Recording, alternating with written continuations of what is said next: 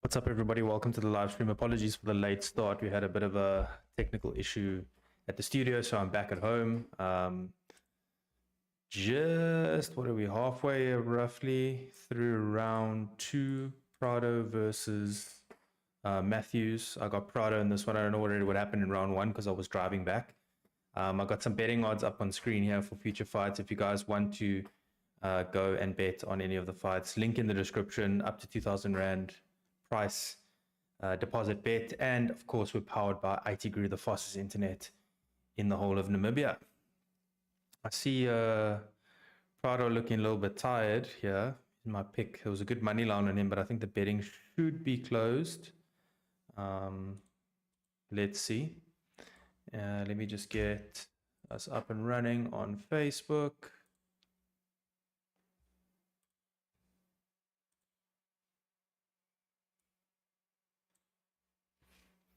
And then we'll be good to go.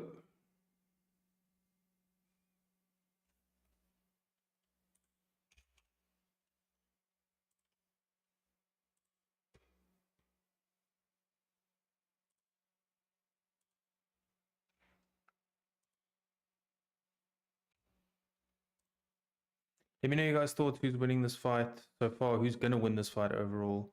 What are you guys thinking for the rest of this card? I don't really like this card too much, but I think this is a sleeper fight, to be honest with you.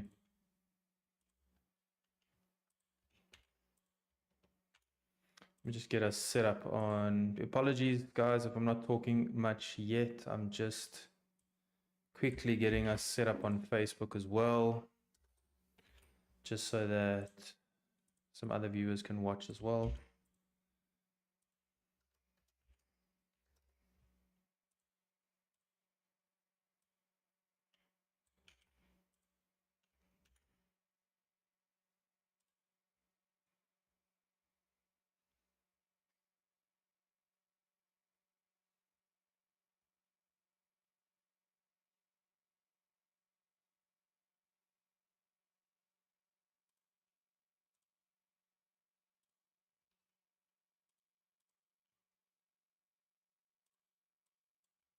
Okay, in round 2.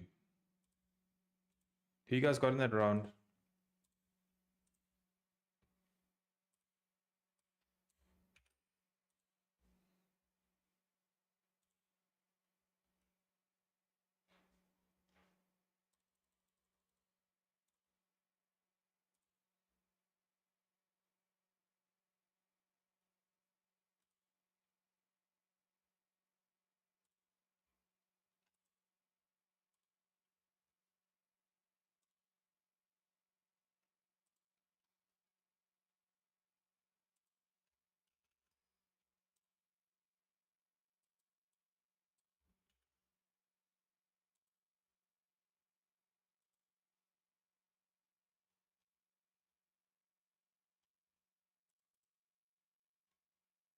Here we go for round 3.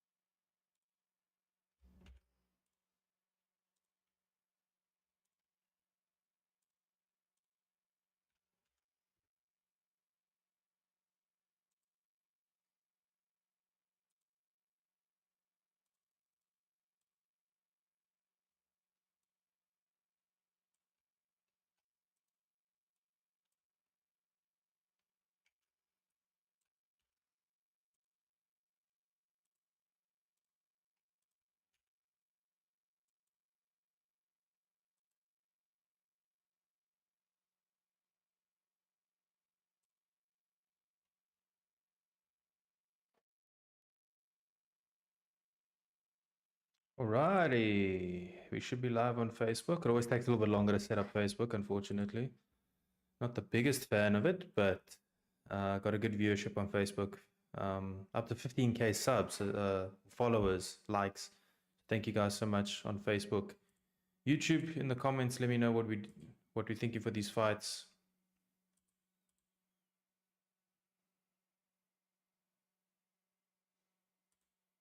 Who's winning this?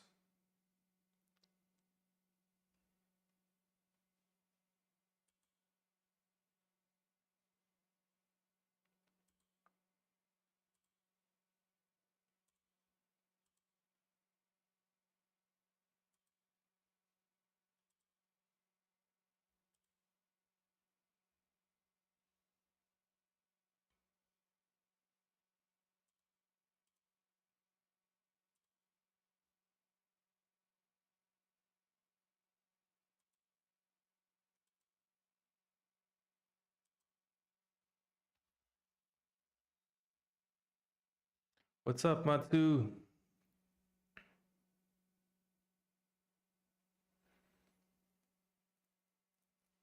What's up, Benny? I got it to work. I don't know what the issue is, man, but we're here. Yeah. I also got nervous. So to be honest with you, man, Matsu, this time I feel very nervous because the last time felt so assured, and this time feels, I don't know. I get you. It feels different. Something feels off. And a lot of people I know, strangely enough, people I know and just people in South Africa in general have been picking Strickland to win this fight, which is also a little bit not too cool. But hey, it is what it is. It's up to my viewers on Facebook, YouTube. I like Matthews. I really like Prado though. Prado is such a young prospect, but he just got thrown to the wolves straight away. So, what happened in round one, by the way, Matsu? Because I didn't get a chance to watch round one. I came sort of midway through round two. Prado looks decent, but he looks like he's slow and he looks small. Looks very small. Matthews looks huge.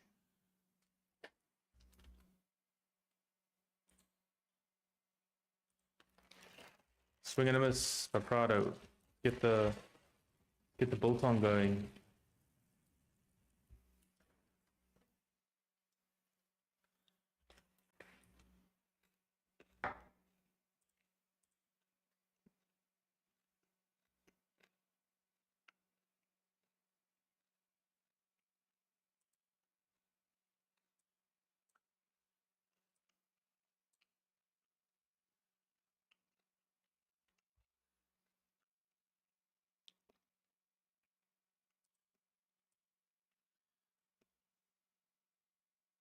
So what do you reckon? Rounds 1 and 3, okay.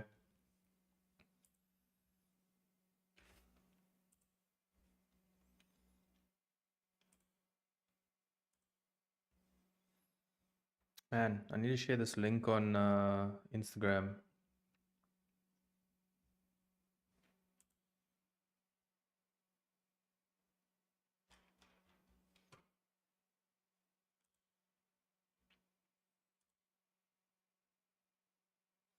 Yeah, well, there's no point starting the poll for Prado now. I'll start the poll for the next fight.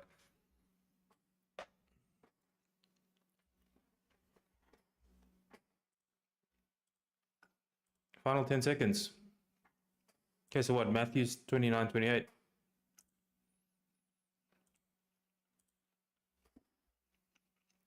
Yeah, it looks like Prado lost. Oh no.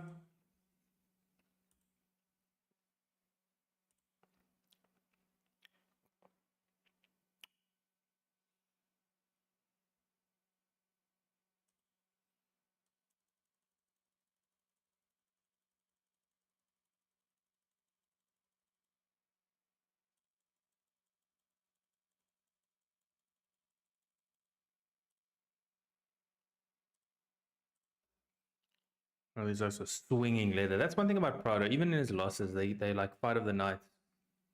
A lot of the times. It's never in a boring fight. Just really got thrown to the wolves, man. A 22-year-old kid fighting all these killers. But that's the UFC for you.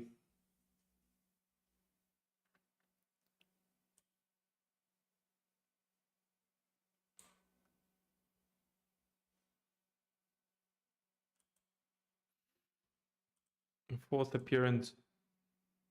Damn, 21st for Jake Matthews. I thought it'd be worth a punt to go for Prado because he is really good and I do like him, but it's here. 29, 28. 30, 27. Prado knows he lost. Okay, first one in the night I got wrong, but hey, it was a punt.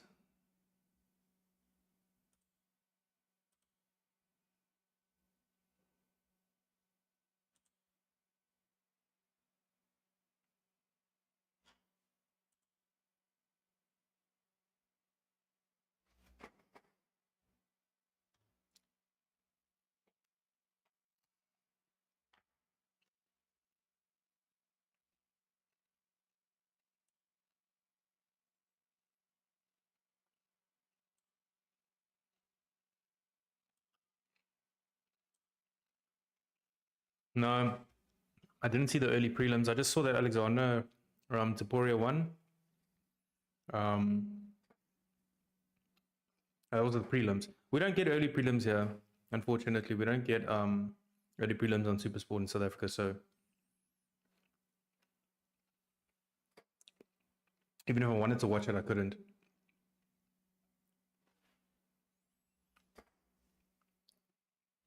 Neil Magny is outrageous call out.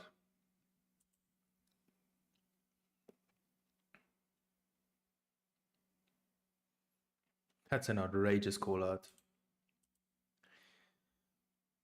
Okay, adverts. Stick around for the first bunch of adverts.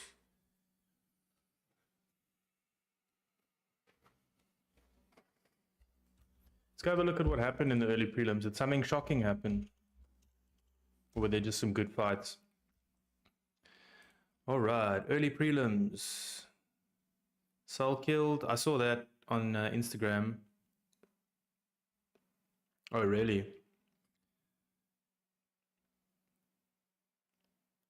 Yeah, that Sol killed one I saw on Instagram. It's like 20-second KO in round one. Metcalf decision, wrong decision. I mean, I would like to do early prelims. It's just so damn early, man. Like, it literally is early. It's like 1 o'clock here. So do a 1 o'clock to 8 o'clock stream would be crazy.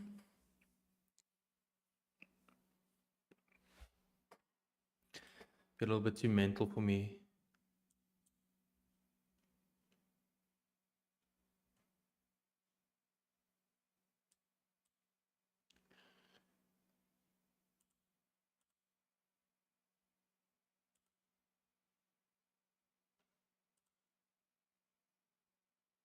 What are these ads they're playing?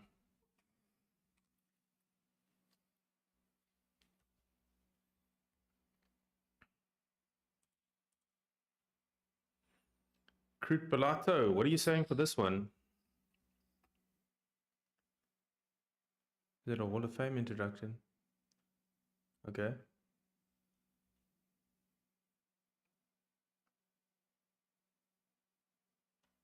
It's a fight that's going into the Hall of Fame. What is it? Shogun versus Henderson.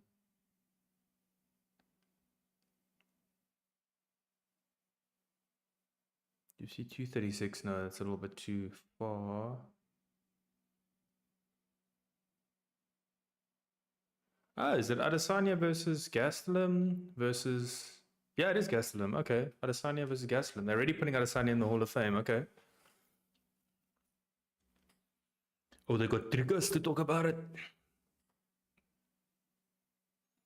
And Mark Goddard was the referee. Mark Goddard's been the referee for all of Israel Adesanya's losses. All 4 of them. 5 now.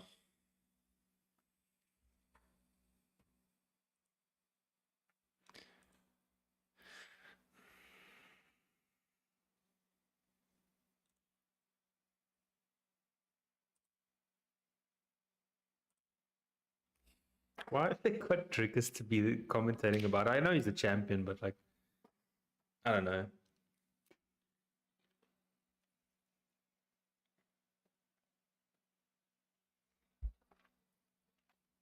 This is back when Izzy had a chin.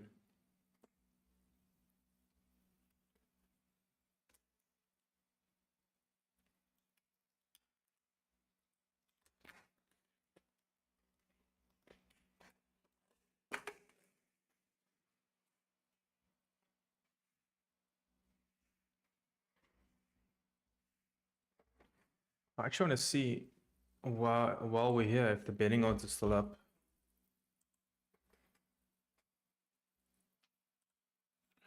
For the Cruz Bellato fight.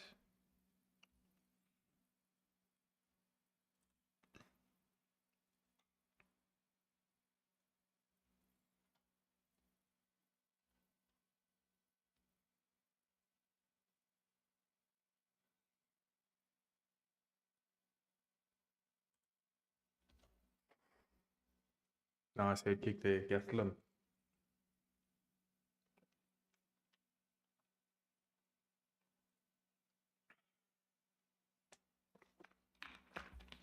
They're going to show the bit where Izzy says, I'm ready to die, I'm ready to die.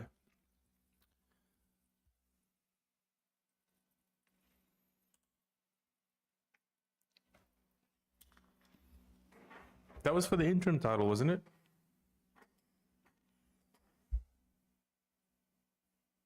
Yeah, it was for the interim belt.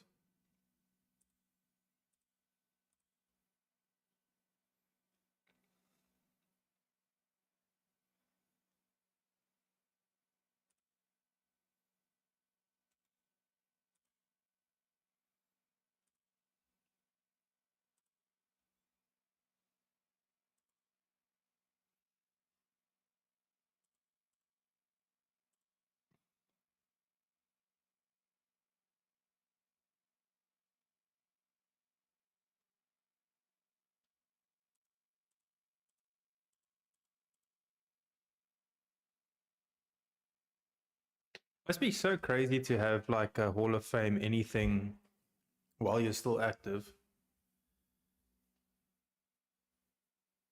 Izzy's always got his roadman jacket on.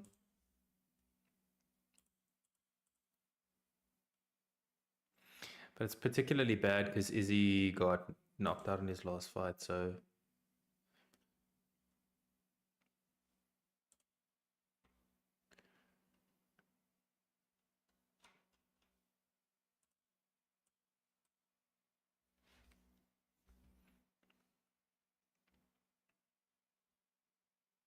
yeah, looks like the betting's really closed. That's quick.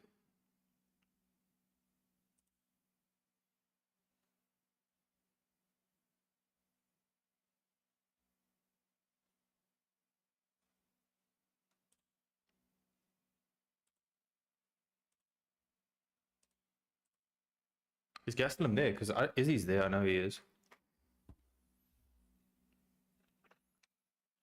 It's been 6 years since that fight already. It's crazy.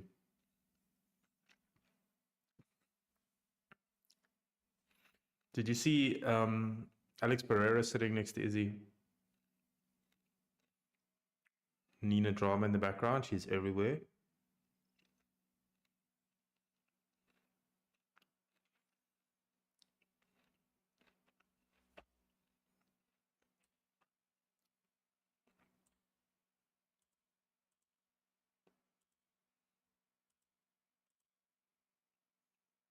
I got Bellato in this one. By KO, to be honest.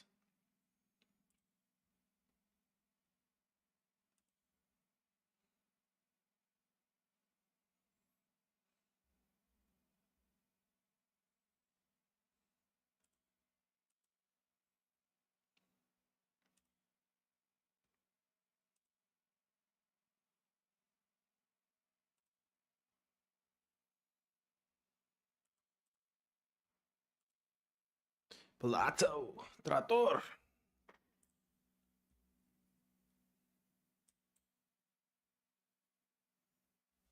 What's up, Connor? So we're only on fight 2, which is what, 15 minutes? And then you've got fight 3, 15 minutes, fight 4, 25 minutes. So that's 30, 25. That's an hour plus another at least half an hour of intermission. So 1 hour 45. you're probably looking close to like 7 to be safe, but I would say come back at 6 if you want to watch just that fight. But yeah, well, stick around for the live stream, man. The commentary is dope. But yeah, pretty much I'd say like if you want to be safe, 6:30 is probably too early, but I don't want to tell you to come back at 7 and it might start at 7. So I'm joking, it's right. It's next. So you have to watch the live stream.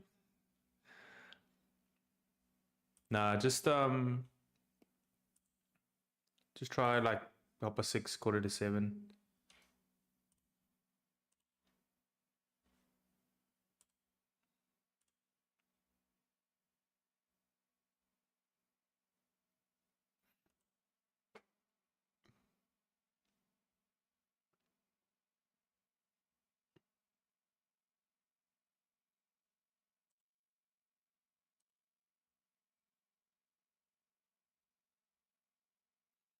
What's up, Craig?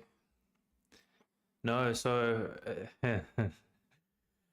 no, neither am I. Enjoy the fights too, man. Thanks for the support as always. On Facebook. I'm running a dual stream, so Facebook and YouTube. So there's a YouTube comment asking what time the fight is. So hopefully 3 first round finishes in a row. Where are you watching from, Matsu? It's 11 p.m. there. So yeah, I wish we had the early prelims, man, honestly.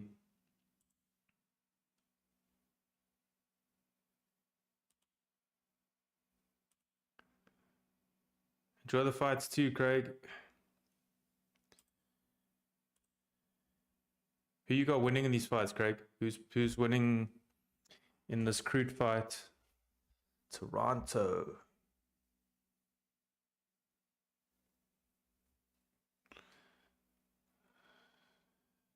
What's that song? 5 a.m. in Toronto.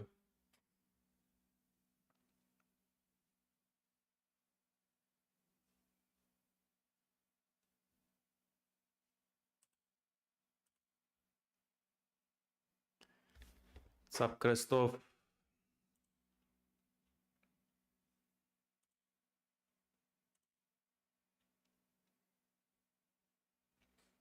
Canada. Wie wen? Who's winning all of these fights? I know we all got DDP to win. But tell me who's winning this fight. Crute or Bellato? I got Bellato to win, honestly. A lot of people are picking Crute to win this fight. So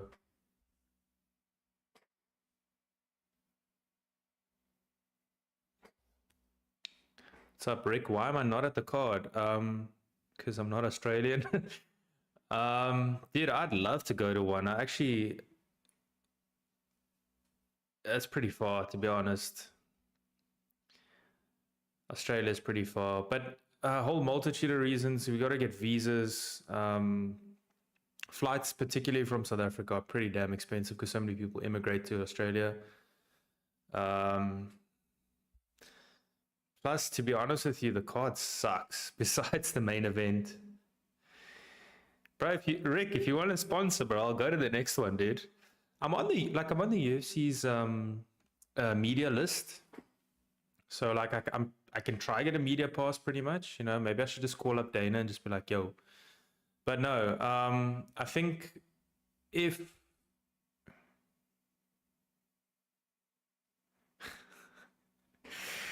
yeah, nah, swimming's a waste of time, bro. It's too short. It's the distance it's not far enough, dude. I think swimming would just waste my time. Just piss me off how easy it would be, you know? No, but in all honesty, I think if you're going to spend all that money and take the time and go, I think a Vegas one would be cool to go watch. So if Dricus wins this, he does fight, comes on International Fight Week, maybe that's something to go to. But yeah, not this one.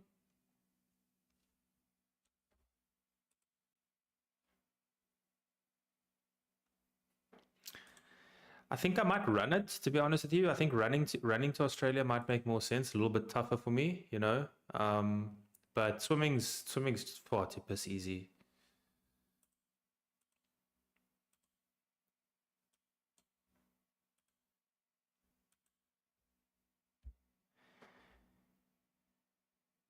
Jimmy Cruz underdog, yeah.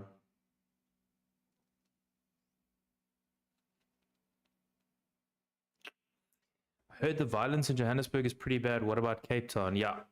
Johannesburg has, like every big city, good and bad areas. Like if you go to the actual city and city center, it's pretty damn bad. Like you can go on YouTube and watch, just go Google Hillbrow, Hillbrow.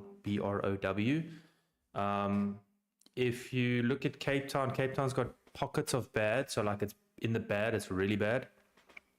And in the good, it's really good, which is pretty much South Africa in a nutshell. It's like first world is ultra first world, and third world is like ultra third world.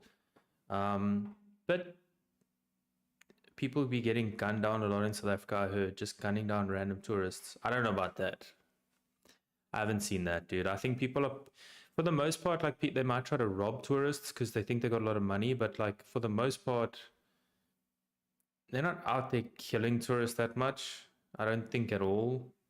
I mean, I don't know. I haven't seen anything. It wouldn't make sense to like do bad stuff to tourists. I mean, it happens. It happens in every country.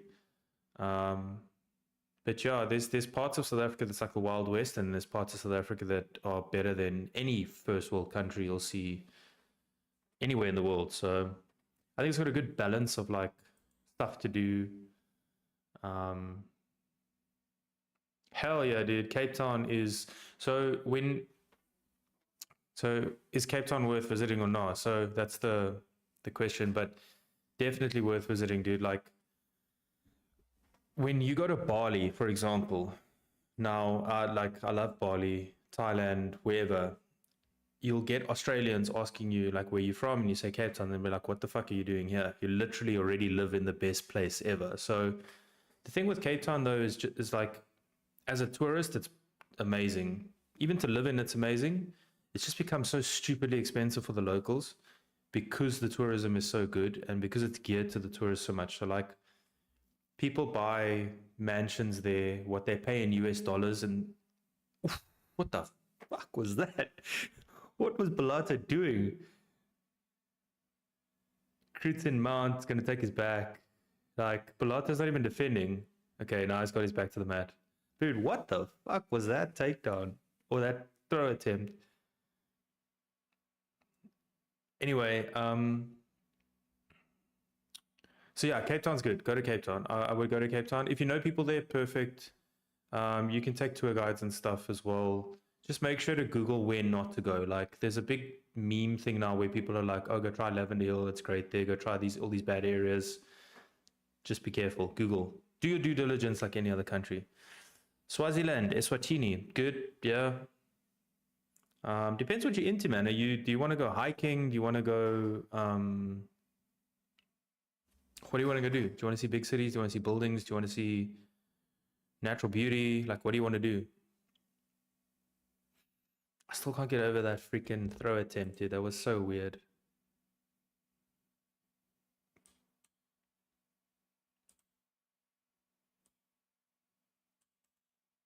Wow, pissing blood for 15 days. There's the link, guys. If you guys would like to bet on the fights. Pinned message. I didn't even get to start the poll here. Hold up.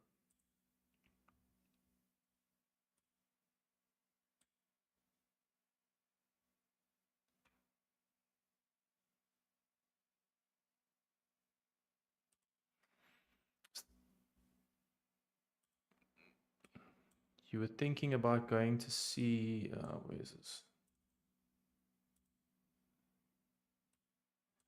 To see the Horn of Civilization where humanity started and evolved from the apes and whatnot. Yeah, I've never been there personally, but I know a lot of people that have been there.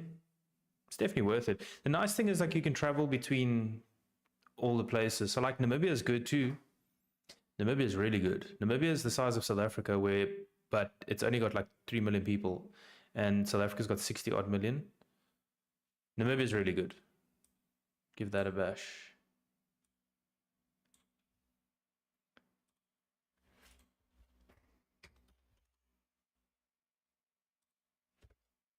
Yep, Benny says come to Namibia. Definitely come to Namibia. If you like surfing, if you like desert bashing, they shot Mad Max in Namibia actually.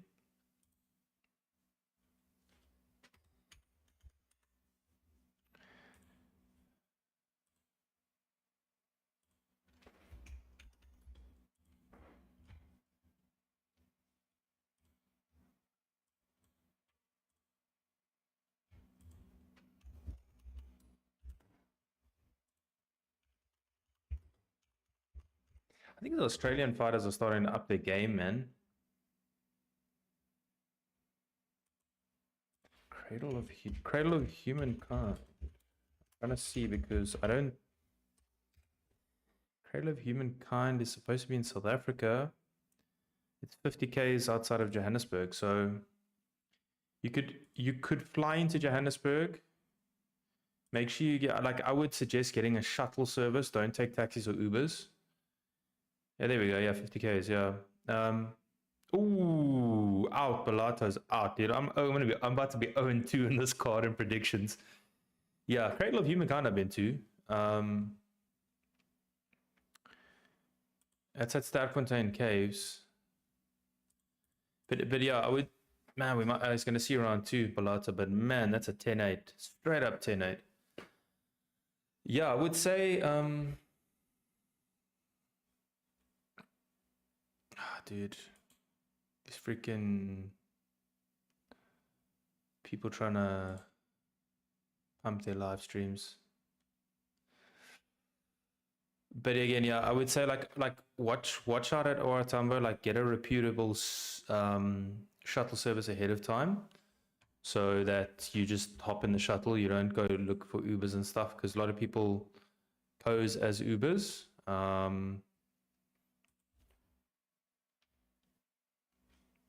And then they try to rob tourists.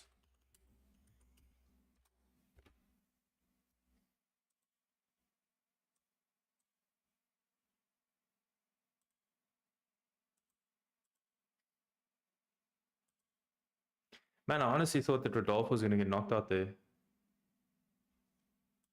I'm shocked that he survived that.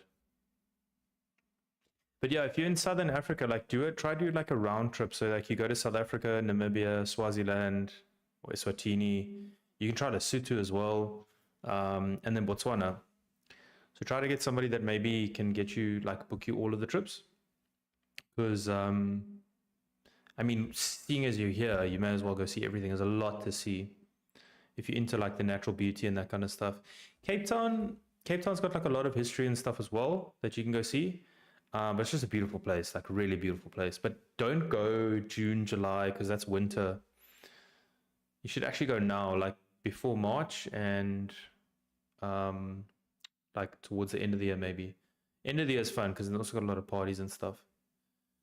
But where are you watching from, Rick?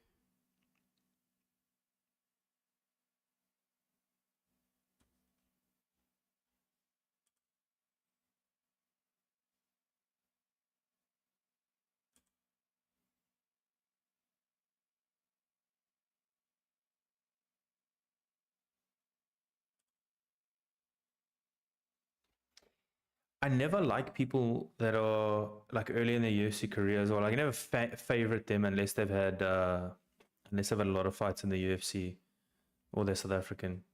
Ah, nice. Whereabouts in Canada? I got a lot of Canadian viewers that are watching. Actually, got a lot of Canadian viewers that watch my videos too. I almost moved to Canada once, a couple of years back.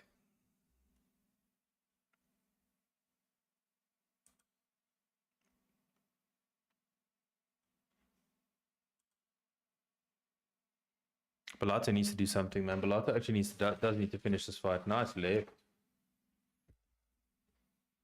Kruta got the Australian mullet going.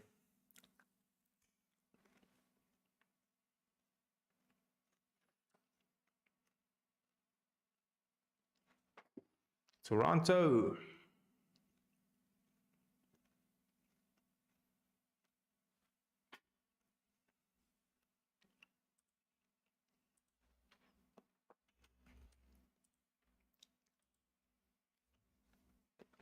San Francisco and Los Angeles.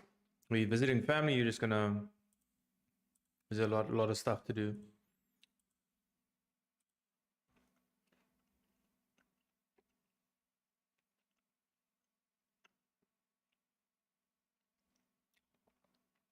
By the way, thank you to everybody that signed up using the link here.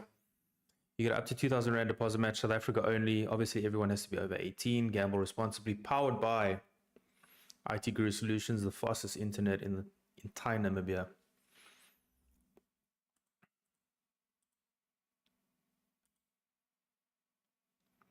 Nice. You're going to go visit Alcatraz. That's in San Francisco, right?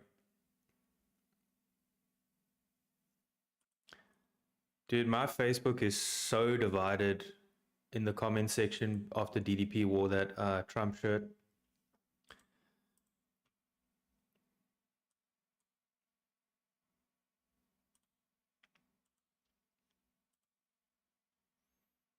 Can I add a goal on this? I don't know where this goal...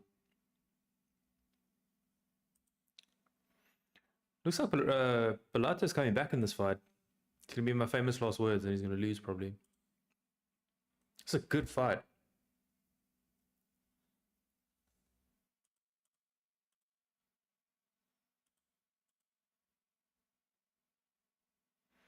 Golden Gate Bridge, nice. What do you call that, like, what do you call that famous road that tilts down in San Francisco?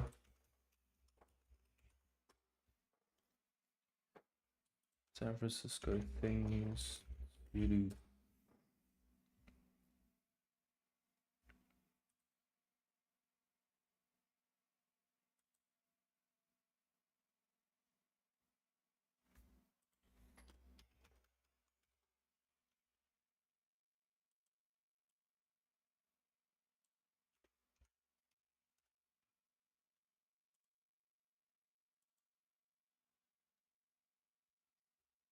Yeah, they're doing all the movies where like the tram goes down and they got all these different houses next to each other, like right on top of each other. I just know San Francisco from Tony Hawk Pro Skater 1. I think Crute won this round, eh? It's actually no...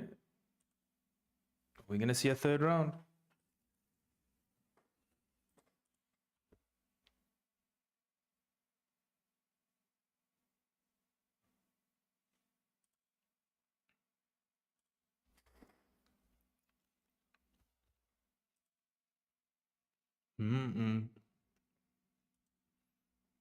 Never been to the USA actually. I got friends in the US, but never been myself.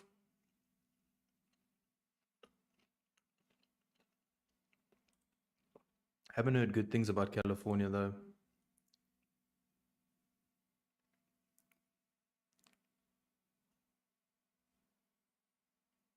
What's up, Kev?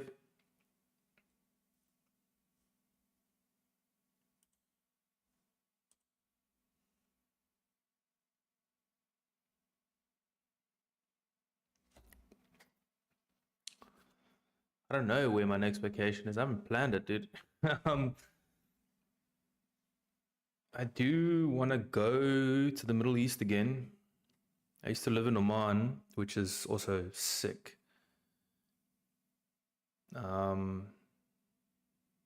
do want to go there. I actually want to go to UAE as well because I want to do some. I want to go do. California's beautiful, but it has its problems. Yeah, sounds like Cape Town. Because California's got Skid Row and all that, right? Like California's so big, dude. Like there's a lot more than just Los Angeles. Ooh, Crute hits him with a nice ride.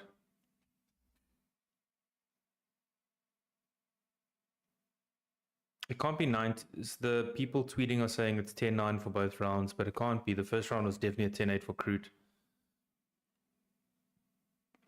I actually want to go to the Middle East, but I also want to go to Asia. Like I want to go to Thailand. Oof, nice ride there by Bellato. But I also want to go to Croatia. I want to go to a shitload of places. Crute shoots, Bellato stuffs it.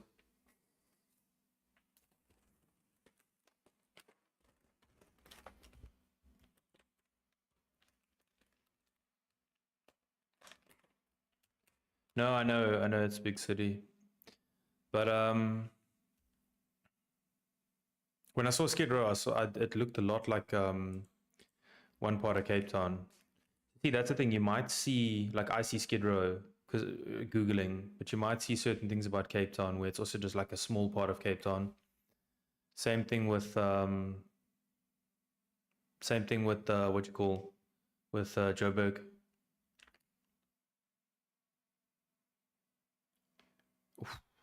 Crude. I think it's good. I mean, if Palazzo wins this round, it'll be a draw.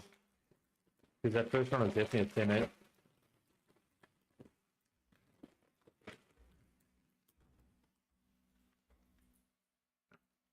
Yeah, I actually had a guy on my podcast that traveled a lot to like those types of countries like Czech Republic, and even further up Eastern Europe. He said it's quite sick. It's cheap too. Maybe go visit Yuri Prohaska in the hills.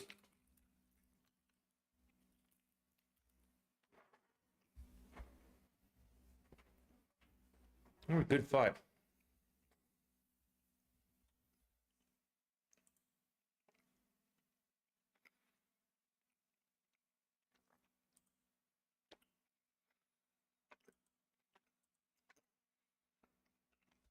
Balata's on top now. Man, this could very well be a draw. But I do think Balata needs to go for it though, because the second round was close.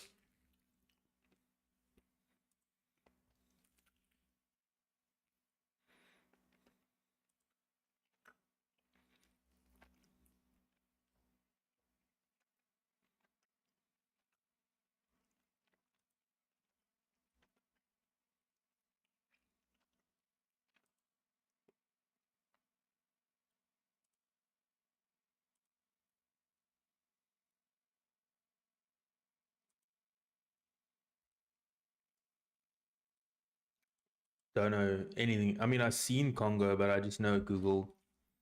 I don't know enough to comment, to be honest. I've just seen like, yeah, some of the shit looks pretty hectic. I don't even know what the conflict's about, to be honest.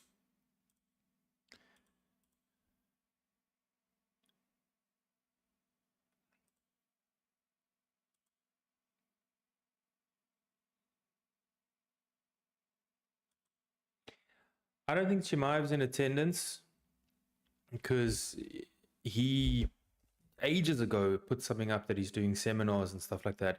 He's actually, I think he's actually doing a watch along in Australia. That was what he's supposed to do. I don't think he's coming to like call out the winner, which he should have done. It's just stupid. He's there anyway. I think give this fight to Crude, even though I don't think he should win. I think Balata's done enough. But Chimaev's doing seminars all week, and then he's literally like, well, he was. I don't know if he's changed his plans. Doing a watch along. Let's actually see if his story says anything.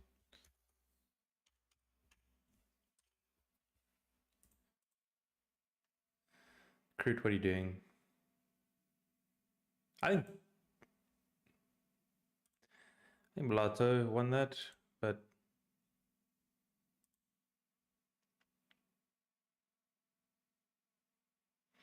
Hamzat's story. Hamzat's story is him. That. I mean, he advertised on that he's going to be there. I think Hamzat will be allowed to do it now that he's got a UAE passport. But I don't know. Dana will make. I think Dana was going to make it happen anyway. But it's weird how some of the Russian fighters can enter the US and Western countries and others can't. It's like their visas weren't revoked. I think they're going to give this to Crude, to be honest with you, but I think it should be a draw. Because Balata won 2 rounds and Crude got a 10-8. Crude looks exhausted.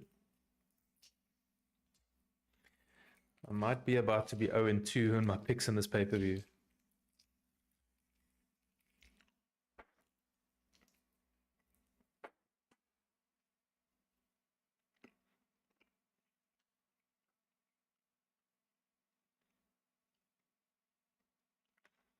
Yeah, Pereira's in his corner too. Pilato.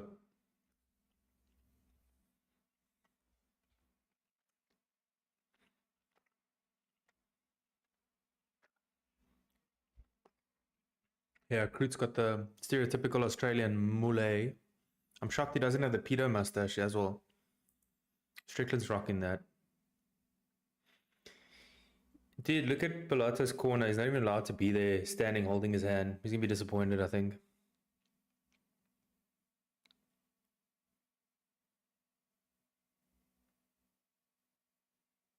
To draw.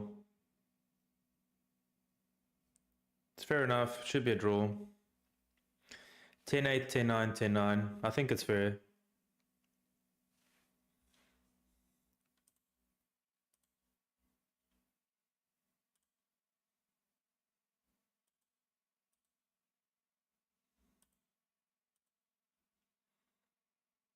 Banger coming up next.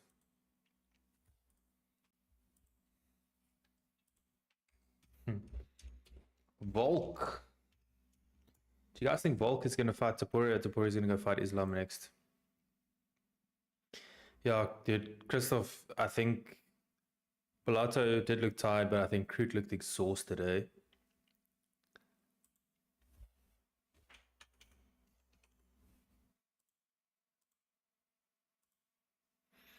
Okay, everybody, I will be right back for the next fight. I'm just going to go see if I can grab some coffee before it starts.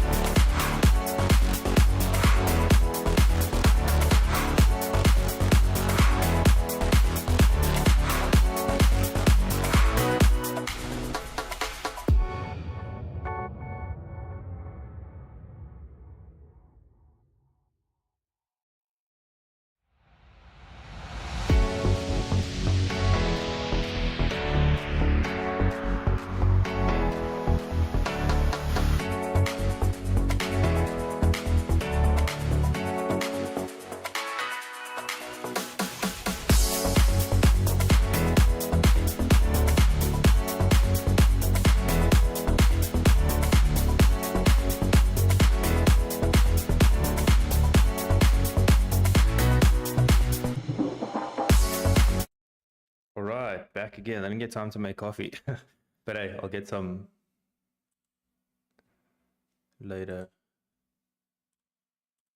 Dude, Teixeira is huge. I don't expect this to go to distance, honestly. I think this fight's going to get finished pretty quick. Everyone's saying Tafa. I mean, Tafa could definitely win. I mean, no doubt. But sure. I don't know. Teixeira honestly probably would win this, but Tafa can knock you out with one punch. So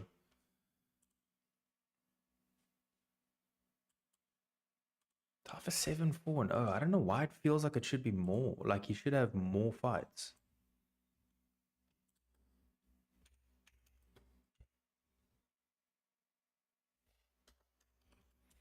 Only thing is, like, he's gonna have to do the whole Mark Hunt thing where he goes in, tries to get on the inside. Tries to knock him out. Knock his ass out.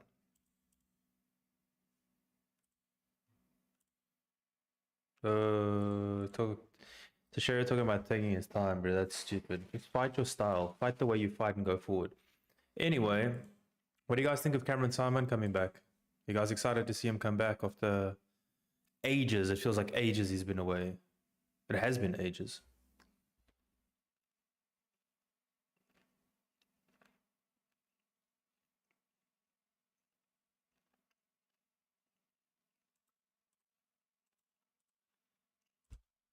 Tough has been on a good run, actually.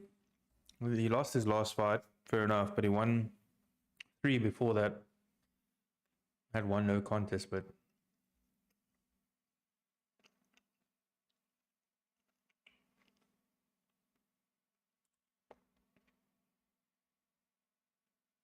kom Dricus, ons is met jou 100%, altyd agter Dricus. Het jy gesien Cameron is terug? Cameron se fight is in April, ek dink, by 'n fight night. Cameron Simon making his comeback fight. Let's actually give you guys the details. I posted it on my YouTube channel, but I'm gonna check which fight night it is exactly. No, Cameron's coming back, dude. Cameron is fighting on the prelims against Malcolm. Yeah, dude. Cameron's fighting an undefeated prospect again. Like, they're literally throwing that guy to the wolves. Like, all of his fights have been where they throw him to the wolves. But yeah, Cameron's fighting Malcolm Wellmaker. Yes, was Cameron injured the entire time? He was. I think he disclosed all of his injuries. In the Terrence Mitchell fight, I think he disclosed his injury. I chatted to him in June or July, actually, at CIT. I went to go film a video there, and then we chatted off camera and stuff, and he was sort of laying out his plan of what he wanted to do. Said he had to get a couple of injuries sorted first. Just niggles, you know, like you get these little like niggles, and if you don't sort them out, then they can build. So if you ask me, he never said this, but if you ask me, I think he just mentally needed to take some time off after that Talbot loss.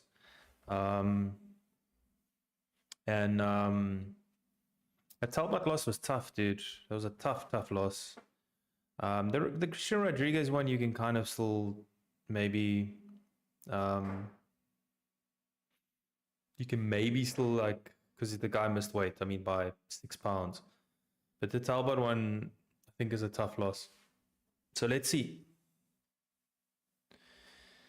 Cameron is just like Dricus. Yeah, listen, I mean, before when they were both fighting on the same cards, I actually thought that Cameron might be champion before Dricus, as crazy as that sounds.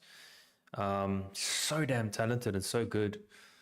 But, you know, setbacks happen. The dude's only he's just turned 24 in December, so he's still got a lot of time. I just hope he doesn't lose this fight, because if he loses this fight, you lose 3 in the UFC, especially 3 on the bounce. It's a bit tough, but we got confidence in Cameron. Does DDP come out southpaw tonight? Maybe. Maybe. I think he came out southpaw against Izzy, right? I think DDP's just...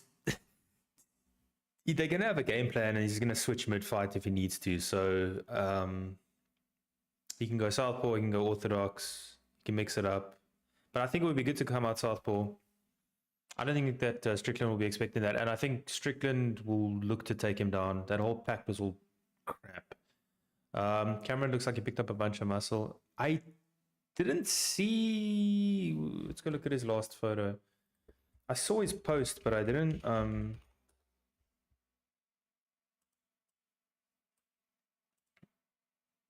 I didn't take note of that. Horrible shot by Teixeira there.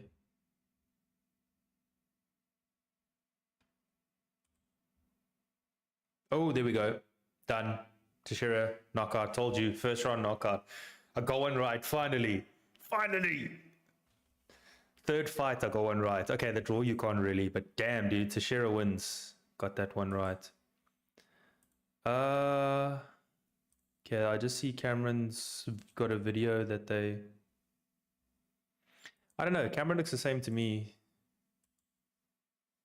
I might be wrong, but he looks the same to me. Yeah, that was a quick fight. Told you wouldn't go the distance.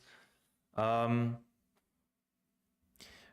time? Hoe laat is die DDP fight in ons time zone? What time is DDP fighting? Wow, wrecked. Yeah, he wrecked him. Let's see what happened here quickly. I'll tell you now about the time. Was the knee to the body? He elbowed him. Another knee to the body. Yeah, that hurt him. So he clinched down and got elbowed. Oof. Teixeira, dude. Oy, on the brow. DDP, well, this is a fast finish. So they'll probably take a 15-minute intermission, plus another 25, possibly for the next fight. So if that goes 25 minutes, that's 40 minutes. It takes us to 10 past 7. 10 minutes of build-up. So probably like 20 past, half past 7 for DDP se fight. Maar, om veilig te wees, sou ek sê 7 o'clock. Like, come in 7 o'clock South African time. But stick around, man. It's half an hour away. Why not? Stick around. The next fight, I mean... Dirk, I don't stream the fights, unfortunately. I just react and live stream. I don't want to get anything taken down. 35 seconds. Teixeira. Let me know where you guys are watching from. Let me know who you think's going to win these fights. Man, first round knockout. Crazy.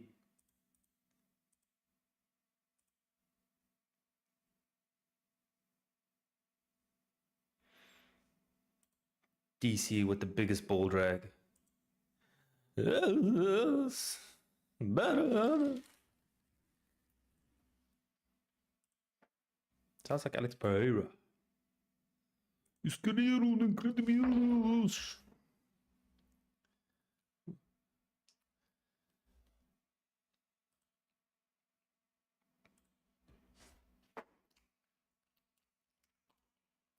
Dude is so tall.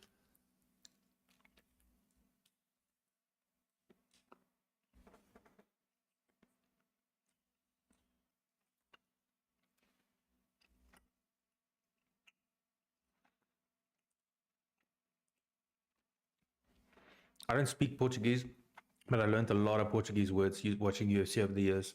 O treino luta. Mais.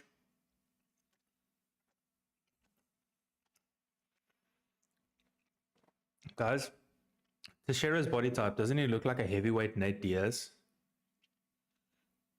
Look at when he puts his arm down and he turns it from the side. He looks like a heavyweight Nate Diaz. No, take his face out of it.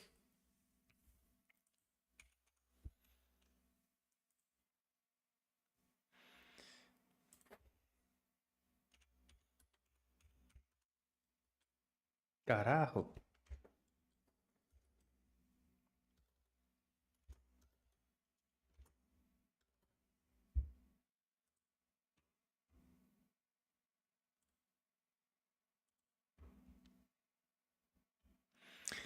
That's so insane.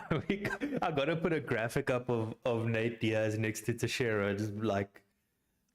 But honestly, if you take the tattoos away and you just put superimpose Nate Diaz's face on Teixeira's body, like no one would know the difference because there'd be no scale there. That's wild. Most of the chat was wrong, yeah. I had Teixeira winning, so I had Prado. I had Prado winning, got that one wrong. I had Rodolfo winning, that was a draw, got that wrong. Bam Bam, Charles Barello. And I had what's his name? Teixeira winning the fight. So at least I got one. I'm 1-1-1. 1 win, 1 loss, 1 draw. Zhang Wei Li. I think let's start the next poll because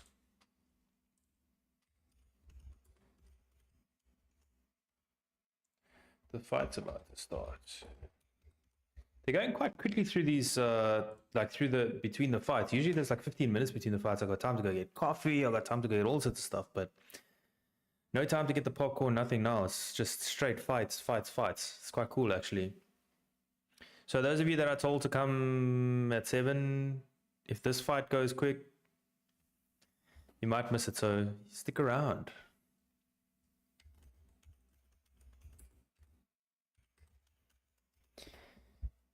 Total Wireless. We don't. Why are you showing us these ads in South Africa? Man, what do you guys think about Dominic Cruz retiring? Deval says Dricus is going to win 100 by decision. Strickland's tough. He could win by decision. I just have a feeling he's going to finish the fight, though. I think he knows what he has to do. That team is so smart. Their game plans are so good, and they can make it. Like Dricus made adjustments in the fight against Adesanya, like that they haven't spoken about, but like in the fight. And if you're able to do it in the fight like that, you can do it with a lot of planning ahead of time. But I think Strickland, they've got big respect for Strickland's team. They know Strickland's going to come with a different game plan. And it's good. Listen, man, Strickland, as much of a clown as he acts and stuff, he's a good fighter, dude. Brazilian Jiu-Jitsu black belt. He's just a scrappy fighter. But I think DDP's gonna beat him by TKO, honestly. Inside 4. But it's weird. This fight week's been different to any other fight week with Dricus. It's got a different feel. I don't know. I don't want to say I got a bad feeling about it, but I'm never gonna not back DDP. Doesn't matter what happened. He can lose 3, 4, 5 fights in a row. I will still back him till the end. But something just feels weird. Something feels off. I don't know. I don't want to jinx it. Hoping DDP leads with those head kicks and sets up more takedowns. Hope to see some ground and pound. I think that's his. I agree. I think that's good key to victory. I don't think he has to worry about the takedowns too much, even like from the head kick though, like getting caught and stuff. It'd be nice for him to throw some switch kicks to the head. But Dricus is dude, that guy. The guy can do anything he wants to, I think, in this fight. But Strickland's what he is he's like I don't know if you ever train or you ever rolled with like these slick, I don't want to say slimy characters, man. Just slimy people on the mats that just like you can't get a hold of them. They're slippery, they're slimy. That's how I imagine Strickland to be. So it is tough. It's gonna be tough to finish him. DDP by ground and pound finish in round 3. Yeah, I think round 3 or round 4 possibly. I think he'll hurt him and get it done. Strickland's hard to keep down though. Like I will be honest, he is really hard to keep down. But if there's someone with enough power to knock Strickland out, I think it is DDP though. He's stupidly strong.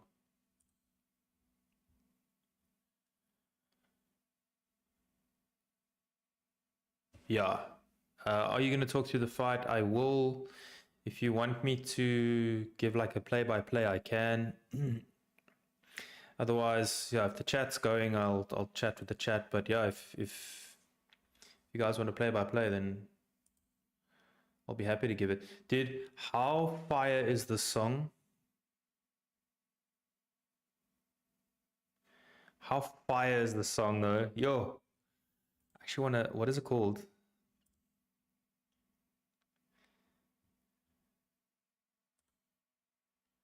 Man, I really want to get this song on YouTube Premium.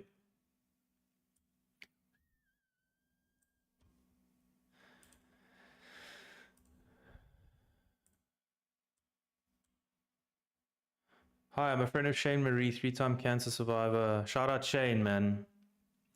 Just beat cancer again. Shane's been on my podcast. If you want to watch Shane's, you've probably seen it, Herman. If you guys want to watch inspirational story, Shane. It's one of my first podcasts, so the audio's not that good, but legend. He's now actually a professional wrestler. Are you going to cover any of his fights? Shane's fights? Like the wrestling?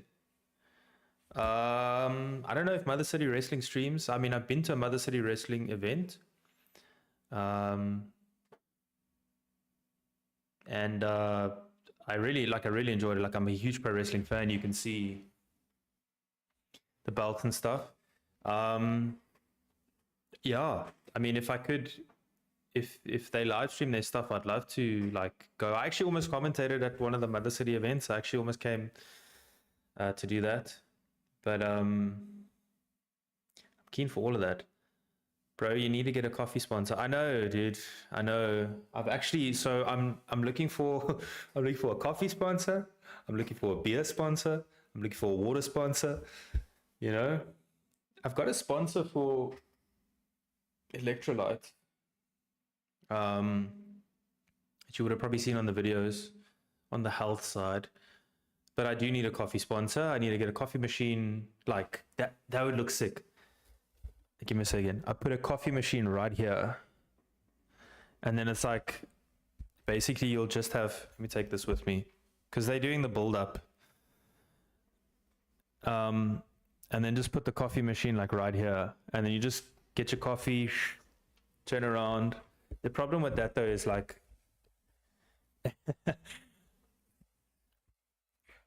Villa Marais says we all want a beer sponsor, bro. I'm in talks with the sponsor for beer though, to be honest with you. Not just beer, just like all, any drinks, bro, any drinks. Hammer says, yes, I saw it. Yeah, have a look, guys. Have a look at just type in Shane Marie. Really inspirational story. DDP is our pride. Win by TKO round 2. Can see that happening, definitely. I think anything under 4 rounds is good. I hope you guys were betting. If you have bet, there were some really good odds on the unders, like all of the unders. If you watch my previous show on PokerBet. Matsu says, I need to move to the West Coast so I can watch fights earlier. Yeah, dude, tell me about it. That's why I like the Saudi cards, because the Saudi cards are like 7 at night for us. So it's like perfect timing. Sporting Dricus all the way from Portugal. Nice. How's Portugal? A lot of South Africans moving to Portugal. I actually know a lot that have moved there. Whereabouts in Portugal are you? Because I went to Portugal in 2009.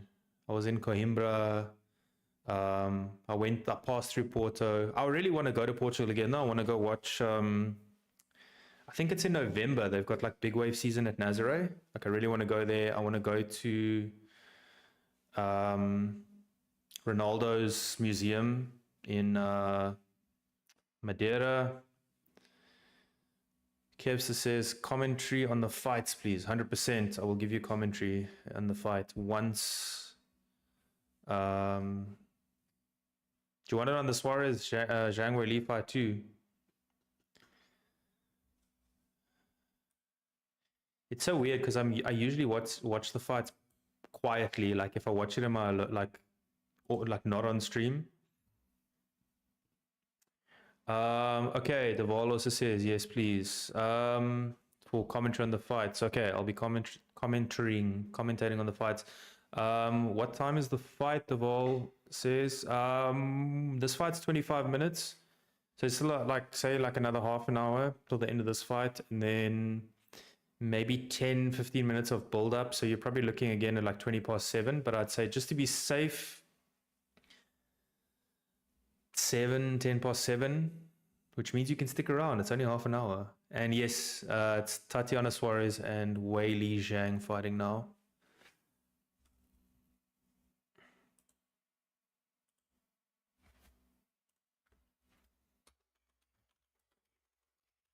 I need suggestions for that beer sponsor, guys.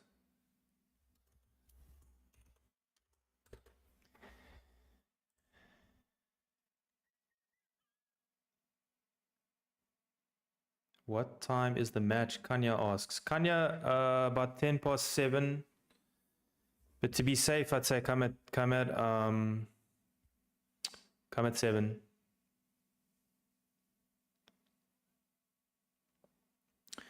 I'm on the eastern side of Algarve, small town called Altura. It's awesome here. Currently massive swell in Nazare. It's bucket list for me, Nazare. When I flew to Indonesia 2 years ago, I went to Jakarta 2 years ago. They had the documentary of the dude who found Nazare, and I was like, when I watched that, I was like, shit, I really want to go to Nazare. I think I'd just be so shit scared of the sheer size of the waves. I visited him in hospital when he had cancer. He looked like shit. Luckily, he pulled through. Yeah, shame, man. I saw the pictures of Shane when he had cancer, man. I think it's particularly bad because he was so muscular. But dude's a fighter, man. Dude's a flippin' legend. I know Shane from the catwalk days, bro. Stellenbosch.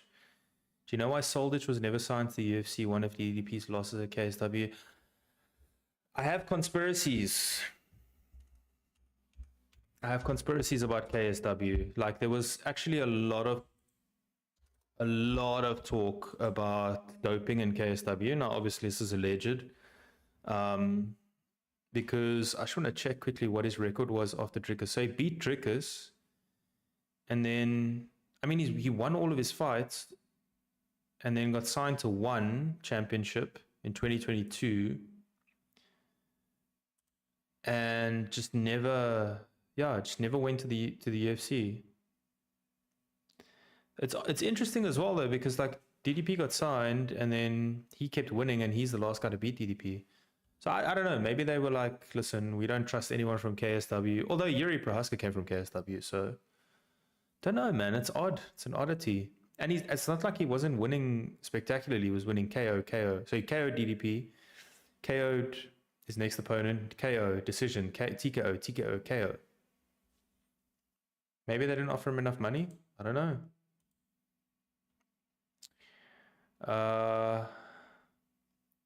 Ekat says, beer sponsor, Hunter Draft, best in the world, 100%.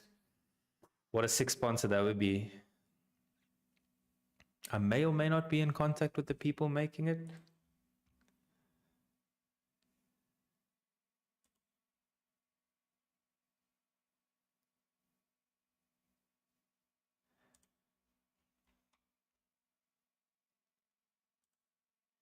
I swear they were talking about Zhang Wei Li, and I heard Michael Bisping say he.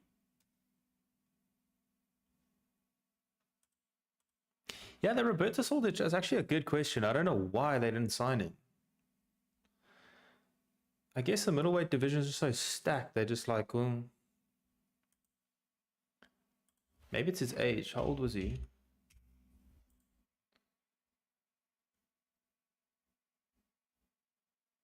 No, dude. Soldich is born in 95. He's younger than DDP. Could be a doping thing, bro. I don't know.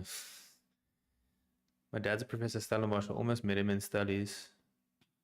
When were you in Stellies?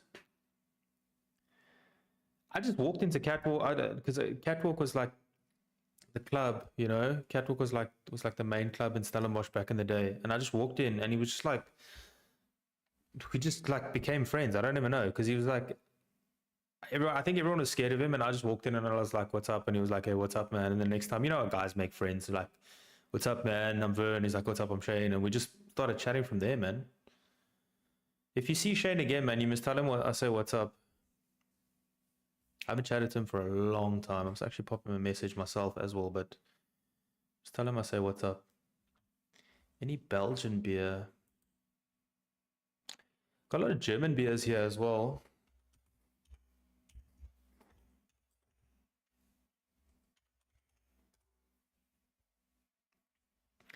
A lot of German beers, like Weiss beers.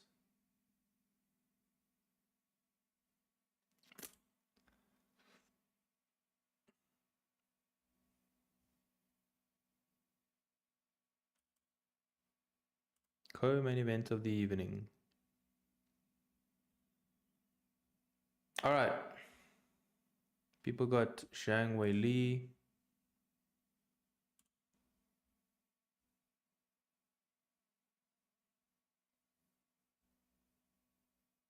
De Boer. No, not where. When? When were you in Stellenbosch?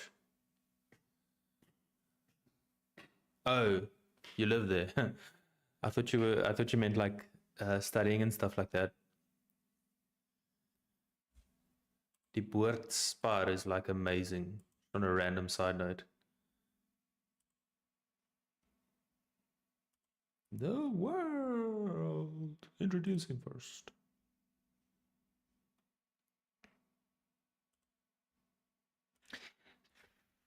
Tatiana Suarez is gonna have to try to take it to the ground, but if she can't get Zhang Wei Li down, then she's really gonna look stupid here.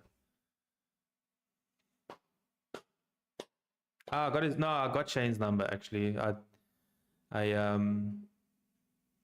pop him a message, man. Thanks.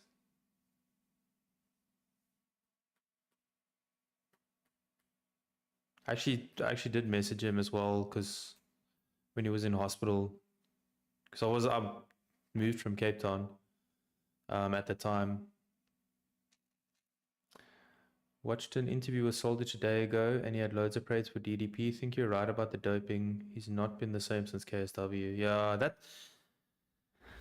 that's like, and I'm not the only person to say this. Like a lot of insiders have said it. Where there's smoke, there's fire. So, yeah. I think DDP himself was talking about like how there's no testing and stuff at KSW on one like an old Radio Raps interview when he was still fighting there. And I think I stand corrected, but I think that's the reason why he left.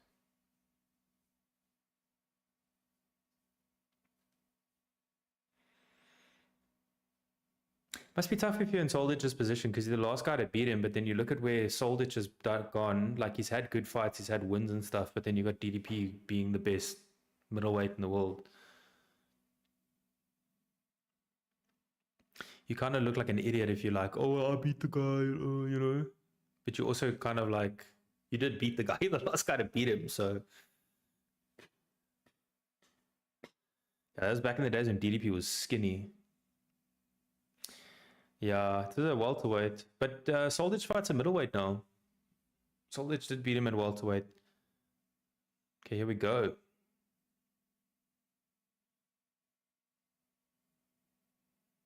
They're both pretty tentative. They're like throwing leg kicks now. Trying to throw leg kicks. Zhang Wei Li looks very fleet-footed. Suarez is like very flat-footed, so I think she's going to shoot. All the talk by these UFC commentators, because they're all American, is about Tatiana Suarez. Oh, we knew back then she'd be a future champion and what. So if Suarez loses this fight, I've picked Zhang Wei Li to win by decision. If Suarez loses this fight, they are going to be pissed. Ooh, nice right there by Zhang Wei Li. Then Suarez gets straight double unders, takes it down, side control. That was a nice right hand there by Zhang Wei Li. Okay, so Suarez is on top. It's the first time Zhang Wei Li's been taken down in the UFC, they said. Really?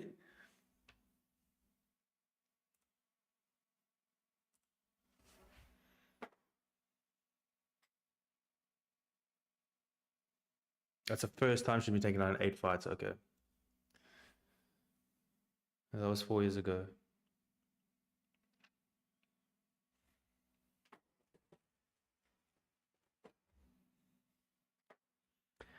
See, I would miss biltong too much overseas. I know you can make your own biltong and stuff, but like when I lived in Bahrain, the first thing I packed after my passport was a biltong maker, bro. When I left South Africa to go to Bahrain.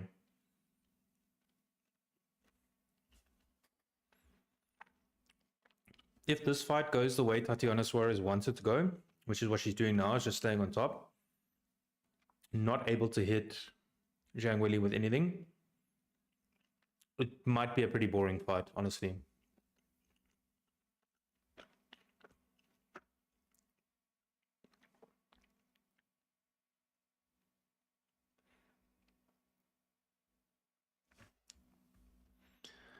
Make your own biltong, 100%, man.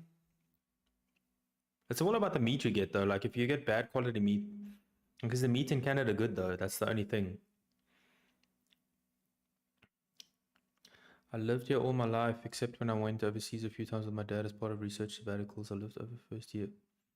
I lived all over the first world for a year at a time. Belgium, Germany, Netherlands. Nice, dude. Where's your favorite country? South Africa still up there. Biltong is the best. I can't do a live stream. I can't do content creation without biltong. Like, I got these little chili bites that, trigger warning jokes, they look odd on the camera, but like a little bit dry, but the fat, bro, that's just and it's chili bites. If you see me sweating a little bit, it's because of the chili. I like the popcorn too, but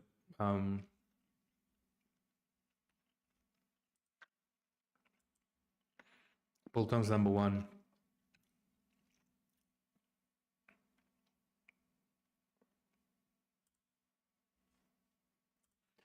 There's not really much happening. I mean, like, Tatiana Suarez has been in side control. She's trying to knee the body now. Zhang Weili's just not giving anything. Zhang Weili gets to turtle. Suarez got a headlock. Zhang Weili's up. Nice. Going for a guillotine. Misses it. Zhang Weili passes to side control. Suarez has now got it. Okay, so she still has her, but it's in one arm. And she's got one leg. Now she's going to look to reposition the hands. Okay, Zhang Weili's out. Zhang Weili on top now. Like 0 damage done.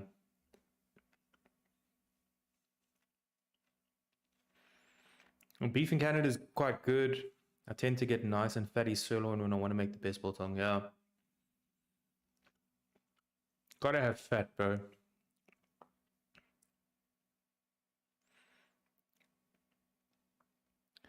Okay, we got Suarez. So Zhang Weili's in like one butterfly, one close guard. Suarez is trying to sweep her. She had a shoulder crunch. Zhang Weili's passing now, looking to pass the mount. Back into double butterflies. Toxic Twala ZA says 1-0 Suarez. I think so. She didn't do a lot of damage, but neither did Zhang Weili.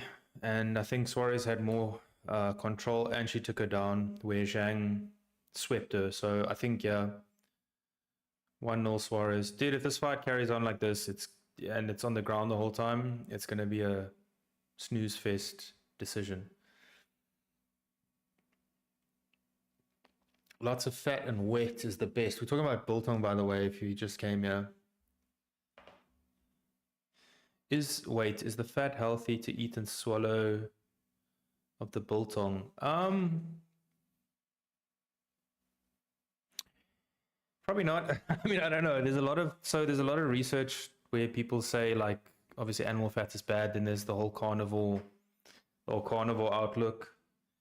I think everything in moderation is good, dude, you know, but like live a little, you know.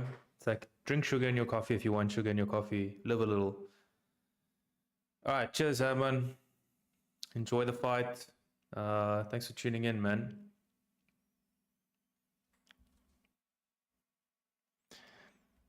Fat, if you want to eat the fat, it's personal choice. I can't eat biltong without fat, bro. That you have to. I'm honestly, so we joke. Fat and wet out of context is wild, yeah. Dude, that's why you have to put a disclaimer there, bro. I gotta clip that. What's that timestamp? Okay, I'm clipping that, but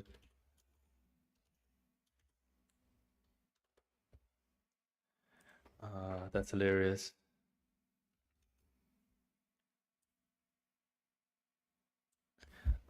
We spoke about a beer sponsor earlier. I'm actually looking at getting a biltong sponsor too. Because I eat biltong on stream anyway, so why not just get a sponsor? Man, if I had to drink beer, imagine drinking beer at 4 a.m. So, any biltong sponsors? Your name right here. Fat and wet out of context is wild. Oh, we're at round 2 already. Nice. Shang Wei Li's on top. She actually took Suarez down. She's in a quarter mount. Shang Wei Li just trains so hard. And if Suarez stays on the bottom, she's going to get super tired. Suarez looking to go at the back. Almost sweeping Zhang Weili.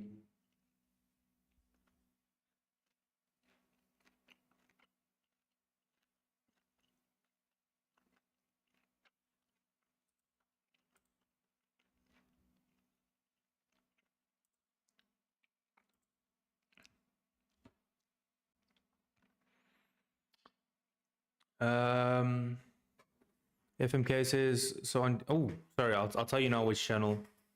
Zhang Weili's got some big shots here. On DSTV in South Africa, what channel is DDP fighting? Zhang Weili going for a guillotine, standing guillotine. Using it to set up knees. Suarez is going to try to take it down. What channel am I watching? 235?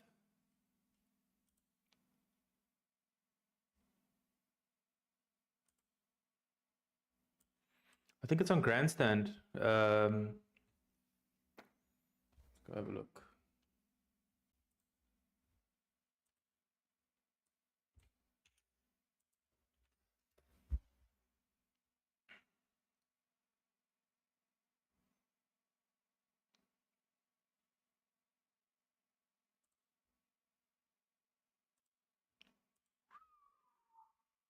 Nice, 1-2.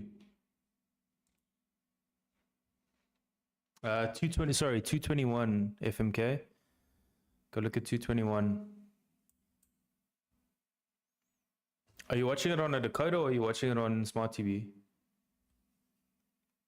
Oh, Suarez stuff jumped in for a takedown, looked stupid because she got whacked.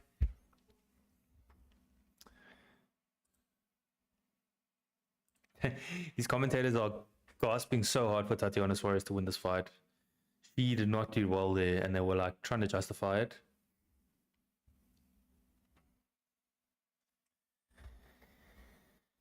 Dakota. Okay, try 221.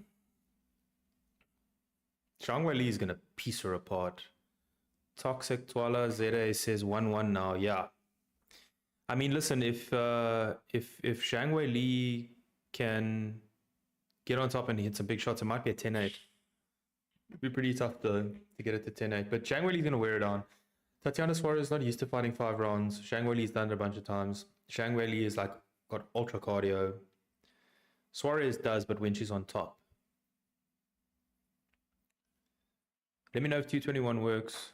Suarez tried to get up with butterflies, double butterflies. She's got double underhooks now too. Zhang Weili doing well, straightening her arms out. I think Suarez is going to try elevator. Zhang Weili's hips are heavy.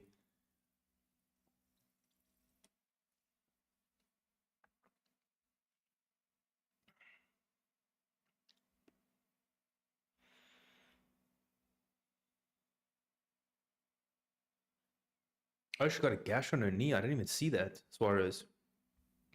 Staph infection, maybe?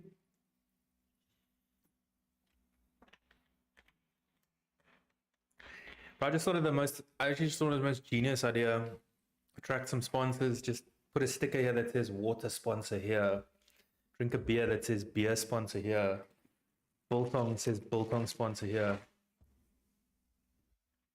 Okay, chat's got Zhang Weili going up now to win this fight, up to 65%. My poll on Instagram had her at 67%, so it's pretty close.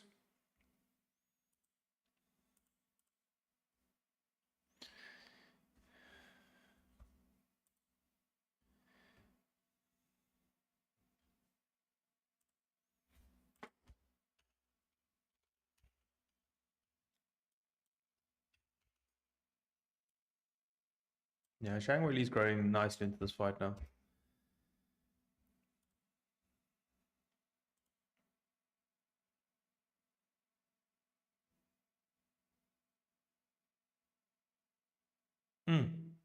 Nice right hand.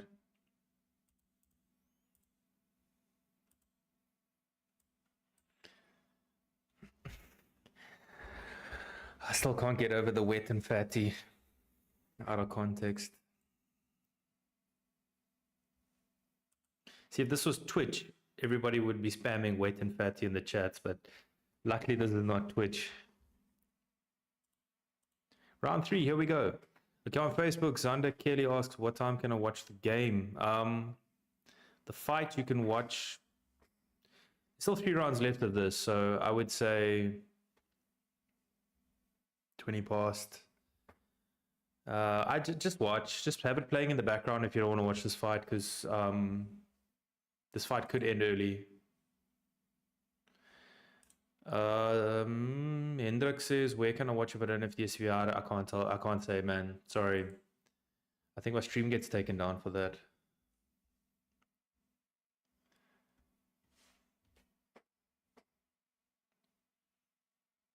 Okay, Suarez looking a little bit sharper, but Zhang Weili's just so fleet-footed. Just tagged with a nice 1-2. Nice right, left. Yeah, no.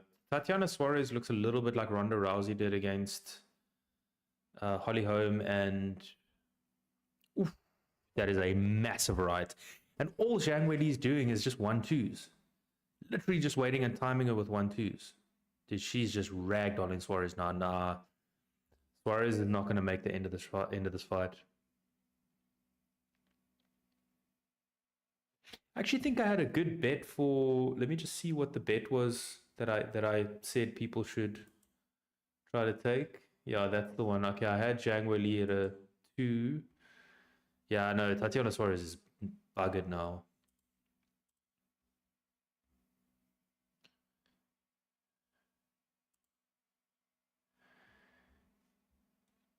Chat, is this going to go the full 5 rounds, or is this one going to end early? Prematurely. I'd rather say that.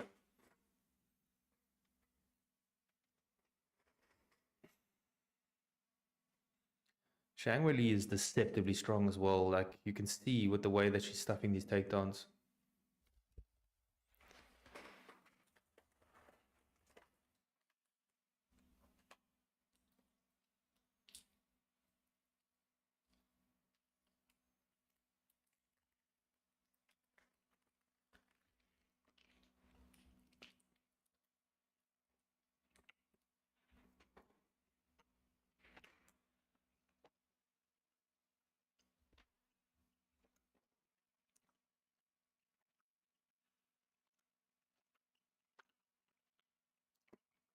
Yeah, Matsu says, whenever I see DDP on the pads, it's such a thudding sound. He must hit so hard.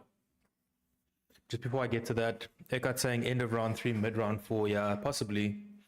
Especially since Suarez is starting to slow, and Zhang Weili doesn't even look tired. Whenever I see DDP on the pads, it's such a thudding sound. He must hit so hard. As I say that, bro, Zhang Weili looks like she got dropped. Yeah, I've heard. Like, a lot of coaches say it hurt, like when they hold pads for him, he's strong. He's super strong. And he's got like his bone structure, his hands are huge. There's actually, so check here. So I don't know, my hands are pretty big. Like, I feel like I got pretty big hands. I don't know how to like, okay. Look how small my hand looks compared to DDP's. Look at the size difference of the hands, dude.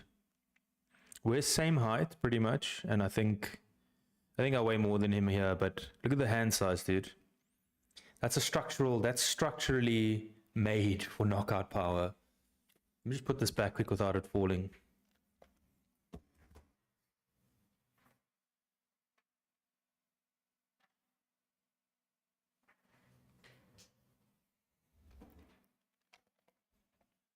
Still knocks biltong. Nope. Nope, never tried it. Never tried it. Don't know, it looked like beef jerky to me. I haven't, like, but I say I haven't tried it, so it just didn't look appetizing through the packet. I could be wrong. I'm not saying it's not, but a lot of fighters have unusually big hands. Tony Ferguson as well. Again, bro, out of context. But no, seriously. Wet and fatty is the best. They got a lot of unusually big hands. No, but seriously, you have to, because that's one of the hallmarks of knockout powers. Like, you have to, like, Alex Pereira's hands are huge. Okay, end of round 3, just like that. Okay, what are we saying for the scorecards? I think it's 2-1 for Zhang Weili. She just whacked her with some massive rights.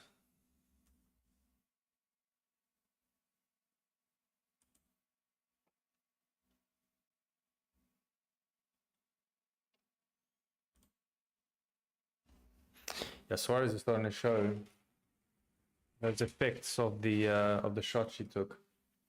Like we spoke earlier, this is now not wet and fatty. This is just fatty. Look at that. Big Mac says 2-1. 2-1 to who? To Zhang Weili, eh?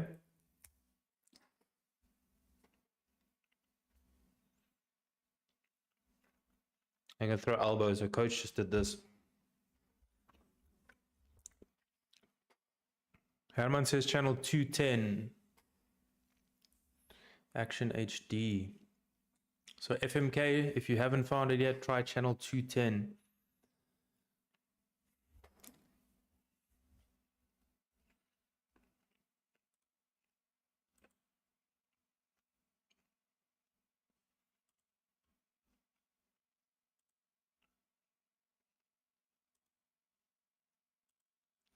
Bro, DC is glazing Tatiana Suarez so hard. He's like talking about, oh, she only needs 2 takedowns, she could win the title. It's like, just be unbiased.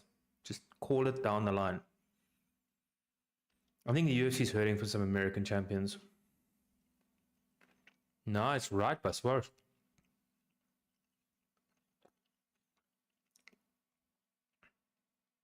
Zhang Weili takes Suarez down.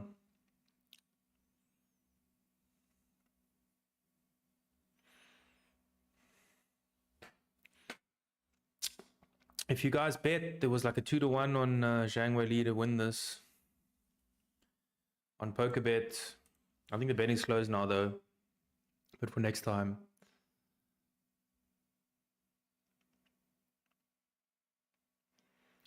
Tatiana Suarez just cannot sweep Zhang Weili because she's going for a deep half sweep, but Zhang Weili's just so heavy. Tatiana Suarez needs to get to her knees here. I don't know why she's going for a deep half guard sweep when she can just get to her knees. Did you study a BA at Stellenbosch? You're a journalist, right? No. Studied engineering, actually. Worked as an engineer. Then worked in like engineering business development and business in general. And then started my podcast in 2022. Been wanted to start one for ages and just never got around to doing it because I thought it was more complicated than it is, and it really isn't. Because at the like most basic, you just go buy 2 even head and arm triangle here. I'll get back to that now in a second. But Suarez is defending well. Suarez would have been here a million times. Zhang Weili looks strong though. If someone's got a strong head and arm triangle, you can have all the defense in the world. You are getting choked out. So, in that day, when I went there to CIT, DDP hit me with a head and arm triangle. And I thought I was strong because I usually just like flare out like this and just like flare my arm out like that. Couldn't. Okay, so she's out. So just back to, so no, I studied engineering, studied engineering, did some engineering, was boring, went into business development as well within the engineering sector, then into sort of like into software in the engineering sector. And then when I started my podcast, obviously that's my passion. That had to grow, and I just know MMA. Like I have a big interest in it. Like if you have an interest in something, you don't need to study it. I've been around the game, if you want to call it that, for like 20 years. I said the other day to somebody, some troll was trying to like say like what makes me qualified to comment on MMA, and like I was watching UFC before UFC was cool. Let's say that way. Like people were calling it human cockfighting and whatever. So no, but journalism's in my blood. My grandfather was a journalist and a lawyer. Like he was a journalist for SABC for cricket, and then at the Tokyo Olympics he went with the national team. Big Mac says, you think Sean has staph infection? 100%, dude. I got staph infection once in my life, and it looked like that. I had a big hole, like on this. I don't know if you can. I can't really show, like over here. I had a big hole. It looked exactly like that. I 100% think he has staph infection. The thing about staph infection, though, is they give you antibiotics, but it doesn't necessarily make you feel bad. So it's not necessarily a disadvantage unless he's got a lot of pain in that area, because the staph infection, the one I had anyway, hurt like shit. But it's not in a compromising place, so he should be good. Okay, Zhang Weili's just dominating the position here. Suarez just looks buggered. I don't think Suarez is...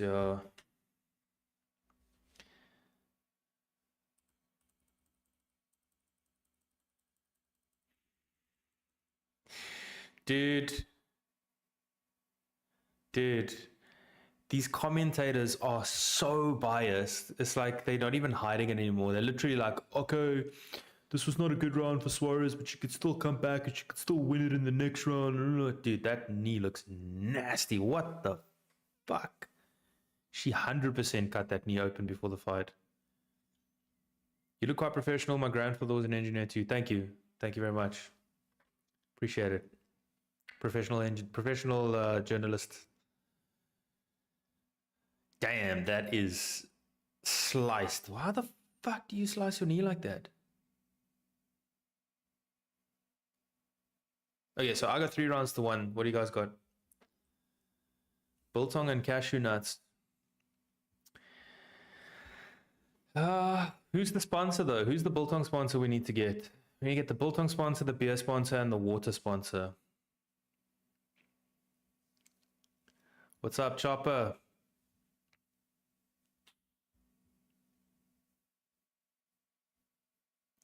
Chin down and walk her down. Listen, Suarez needs to go for a finish here. There's no way she's going to get a decision. There's absolutely no chance.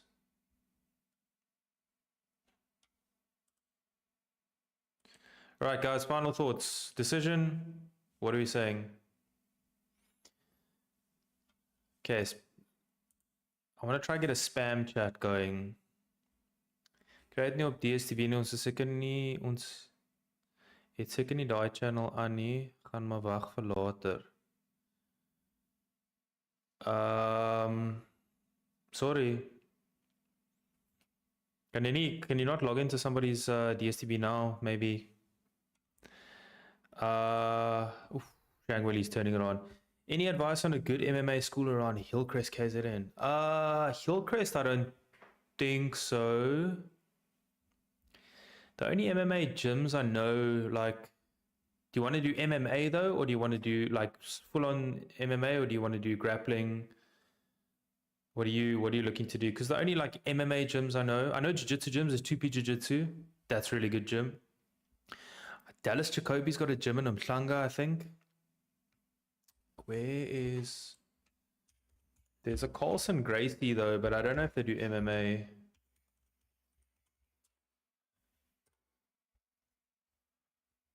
It's called Lion's Den MMA.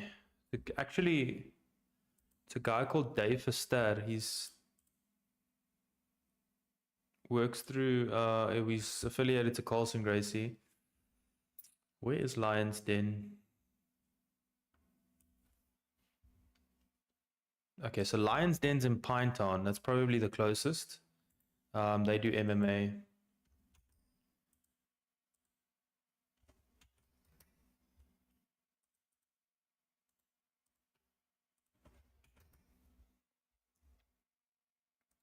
Yeah. KZN, unfortunately, KZN doesn't have a lot in the way of MMA. A lot of people got to leave KZN. Like Ntando Zondi also had to leave KZN. Go up to Johannesburg to train with the Mart Penna and train with Dricus and them in Pretoria. Zhang Weili jumping to the back, getting shaken off. Suarez is just too tired to do anything.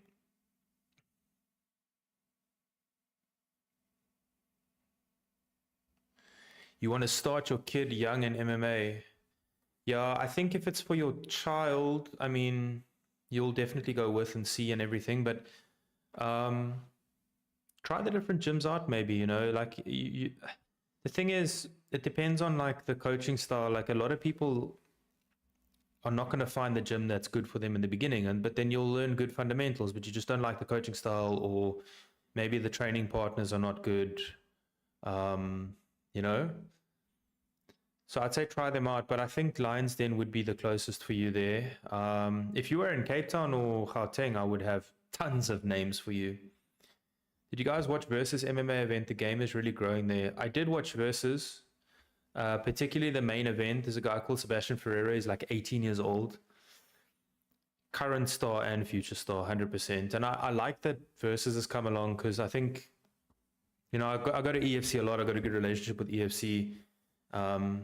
Not to like show too many, you know, like photos of myself or whatever.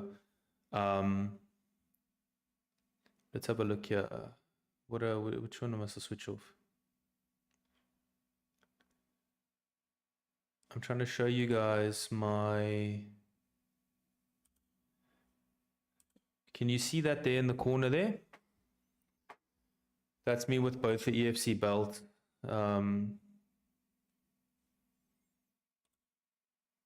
At the last event, those are actually Igor Cabesa's belts. It's hectic what happened to him. But I like that there's competition because now people have options, and I think it will just grow the sport. And athletes can get paid more. You've got more opportunities. Cameron's got a link to the UFC. So I like it. I think it's good. But unfortunately, for now, out of South Africa, I don't think there's any way straight to the UFC. I think you have to go Contender Series or you've got to go tough. Ultimate Fighter. Ekat says, why not a specific discipline first? I'm interested to hear that as well. But I think, you know, to be honest with you, back when MMA was in its infancy stages, most people started, and most people still do, they start with a base. Get really good at a base, like wrestling, kickboxing, jiu-jitsu, whatever it is. Then they build the other skills on top of that. And then Rory McDonald came along in like the 2010s, and he was the first breed of what a lot of people do now, is where they just do MMA from the beginning. So then you do your jiu-jitsu for MMA, your kickboxing for MMA, your boxing for MMA, as opposed to then learning each of them and then adapting it to MMA. Some coaches like Neil Geyser will teach all his students the same. That's Dricus's grappling coach. Okay, sorry, the fight's done. Zhang Weili definitely 4-1, definitely for me, maybe even 5-0. People like Dricus's grappling coach will not teach any of his students, whether they're hobbyists, jiu-jitsu athletes, MMA athletes, whatever. He will not teach them anything unless it's effective in MMA, grappling, or street, like on the street. And then there was one other, I forget, sorry, Neil. But if it's not applicable in all four of those, he won't teach it. So that means like a guy like Dricus or whoever trains with him can use the training they do in MMA, and they can then use it in jiu-jitsu. He can then use it on the streets. He doesn't have to adapt his game to either of the disciplines. Tatiana was easy money, 4-1 or possible 5-zip, says Toxic Twala ZA. I agree, 100% agree. I was shocked when she was the favorite, honestly. I mean, I had Zhang Weili to win this by decision, so perfect pick. Luckily, that means 2 wins. For tonight, I'm 2-1-1. So 2 wins, 1 loss, 1 draw. I don't want to be 2-2-1. So please, DDP win. What's the news on Cabeza? Didn't he get rushed to hospital after the fight? Yes, he got rushed to hospital straight away. I heard varying rumors. Like some people said he was in a coma and like all this kind of stuff. The EFC came out. I don't want to speak falsely here, but I believe it was brain trauma. Clipper says Zhang, the better MMA wrestler, 100%. Yeah, I agree with you there. Definitely. Just want to see what the news on Cabeza was. Yeah, they don't even have it in the news.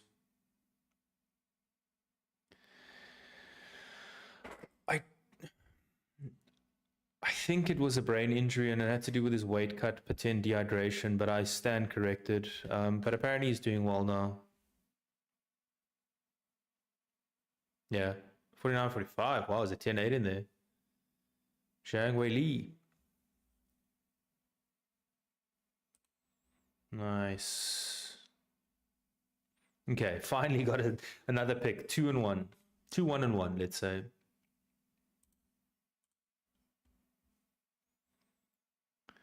I tried finding out after the fight and just no news. Yeah, I think Graham Cartmel shared a lot of news. It's very vague though. Like they're just saying it was in good spirits and stuff. So Toxic Twala DDP next. I know, dude. I'm nervous. Chat. What are we saying for the DDP fight?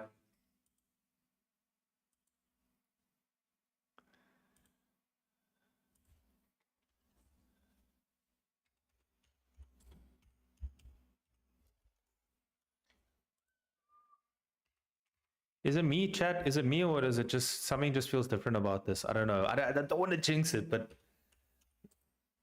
I don't know. Is it because it's Strickland and it's like I just expect him to win?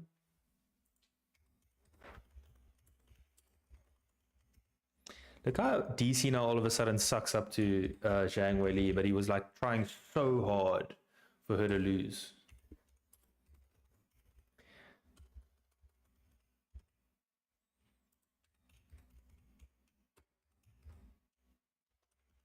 I like Zhang Weili's been learning how to speak English.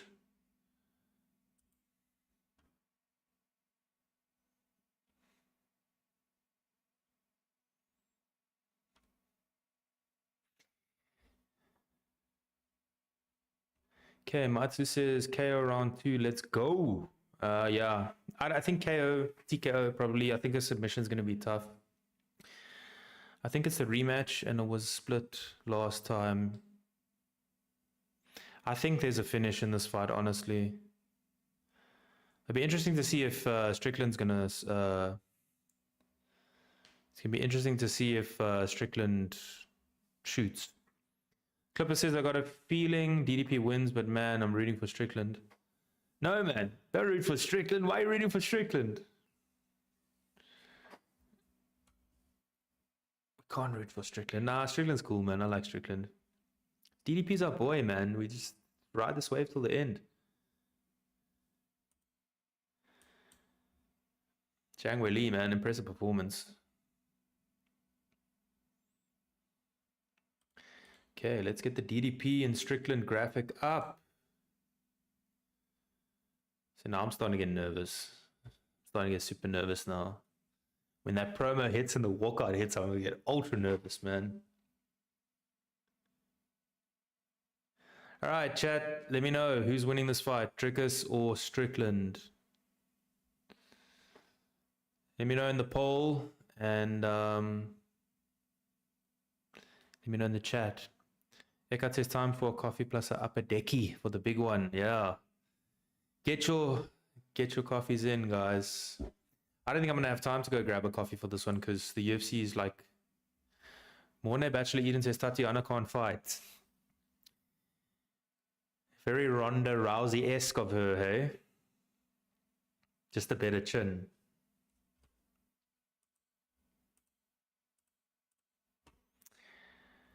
DDP and Strickland, I love both, but Strickland a little more. Fair enough. Strickland's funny. I think most South Africans would like Strickland after this fight. I just think Strickland, a lot of Strickland's fans are just the problem. Never the fighters, it's usually the fans.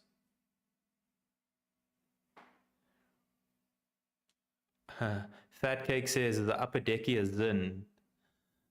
I believe so. It's a Zin, yes.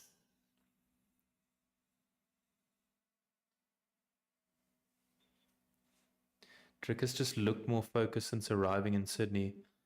I agree.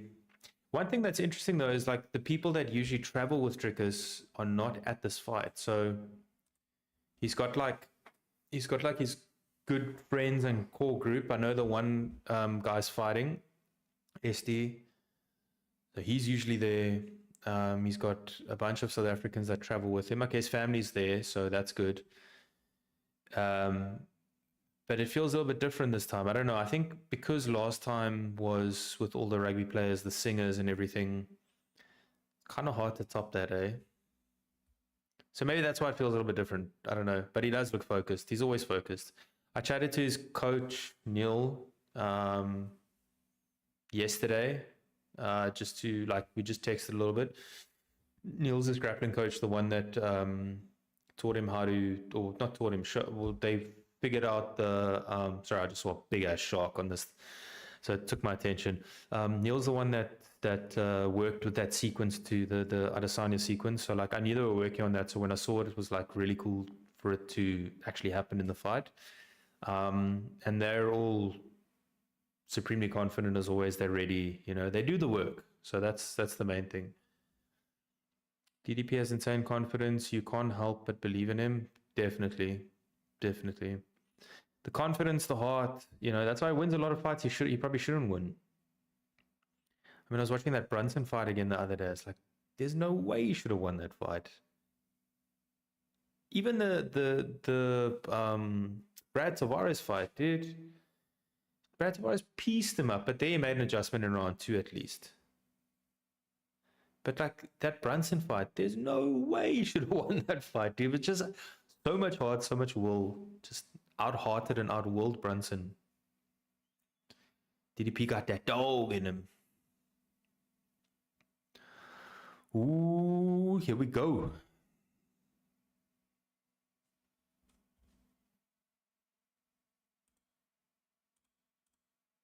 So they're making sure to show us the middleweight rankings, so we know Khamzat Chimaev is up there because they want to build to that fight, or Imavov, so just so that we know.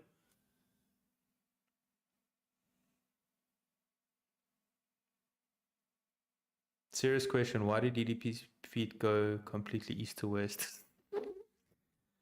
I don't know, dude. I don't freaking know, bro. It's like, why does DDP look like someone pushed him from behind before he throws a punch sometimes? I have no clue. All I can tell you is I've grappled a guy, and until you felt what it feels like to be against DDP,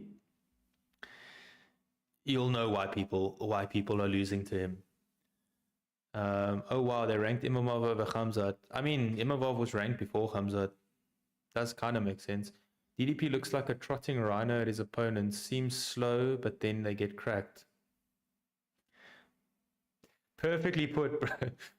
Stampkar, Burki Stampkar. Don't say he has that dog in him.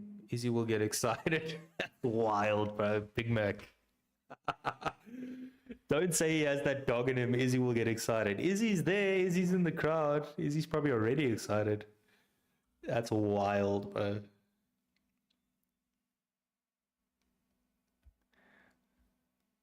Push from behind when he punches. That's actually funny, bro. Haven't you seen... Dude, there's a meme against Izzy. There's literally a meme where it looks like he falls forward, he gets stumbled forward, and then he throws a punch.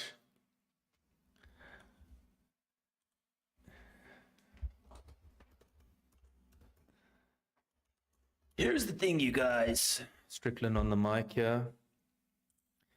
You got two choices at this point. You can fucking go. I didn't even hear what he said. Here we are again. One thing I'll say, DDP, when he hurts someone, he pounces on his opponents like an African lion pouncing on their prey. They are, bro, listen, they are so smart in their approach. And like, he knows when to rush. and when not to, but he's always looking for the finish. Always looking for the finish. Sorry, I'm trying to focus on this promo as well. It's quite a sick promo. But yeah, he's always looking for the finish, honestly.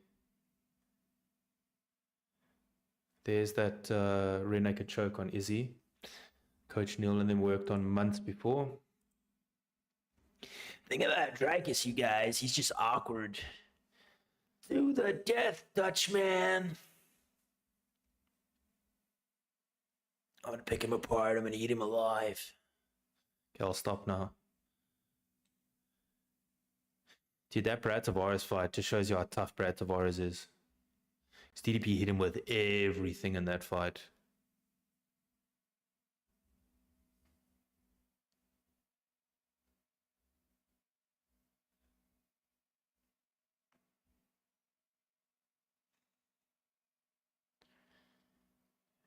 Five-round war, dick to dick, teeping and jabbing. Bro, if anybody joins this stream at any moment in time, out of context, but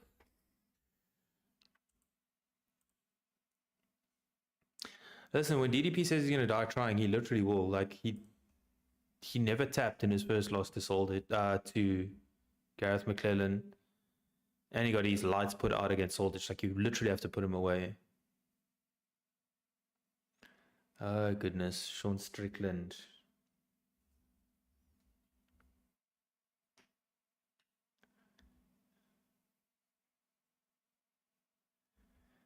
Who you think took everything out of Izzy? Was it the two Pereira fights, Strickland or DDP? Because Izzy ain't looked the same in since a while. I think not Pereira. I don't think Pereira took it out of him. I honestly think Strickland started it. DDP made it worse and Imavov just finished it. Because if you look at the way that okay, so the Strickland one is a shock loss, like no matter how you put it, like that was crushing. But when Izzy came back for the Dricus fight, he still looked motivated. And he actually looked really good in that fight. Like honestly, he didn't look bad at all. But he changed his style. He became more of like an offensive fighter, which I honestly don't think was good. It's not what got him there.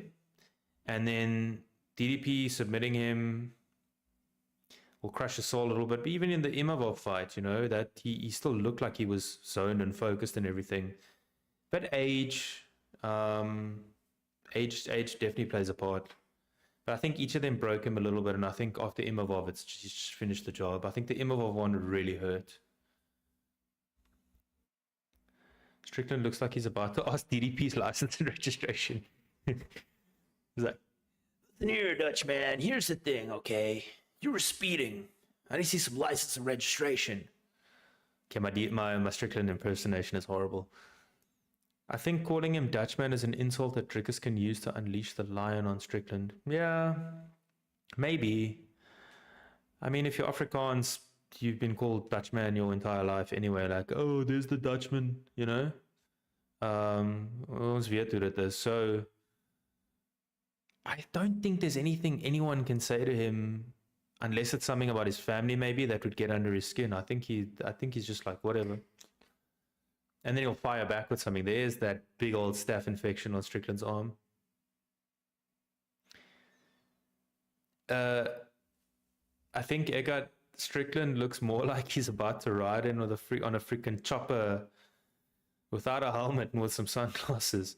No, Strickland looks like the guy that injured Strickland's arm. Do you guys remember that guy? What was his name again? The jiu-jitsu guy, shame he actually passed away.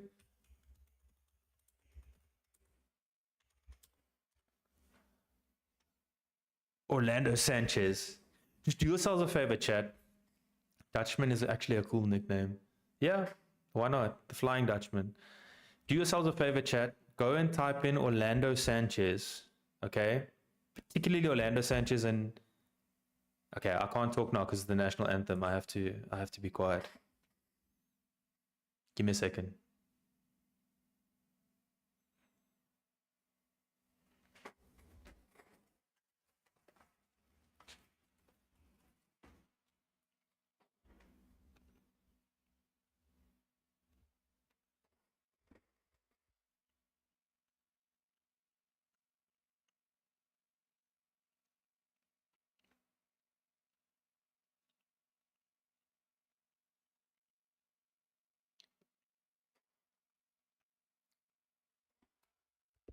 What am I doing? I'm not even showing pride.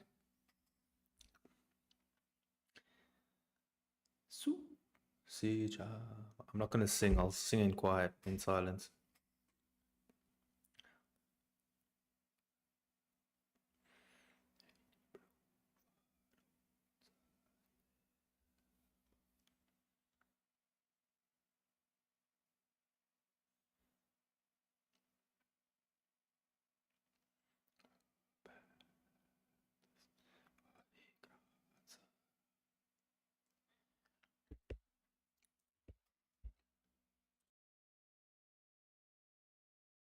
Yeah, I can talk again because he doesn't have the English part.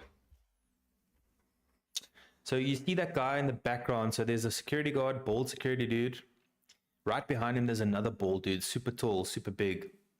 That's his grappling coach, Neil. Strong motherfucker.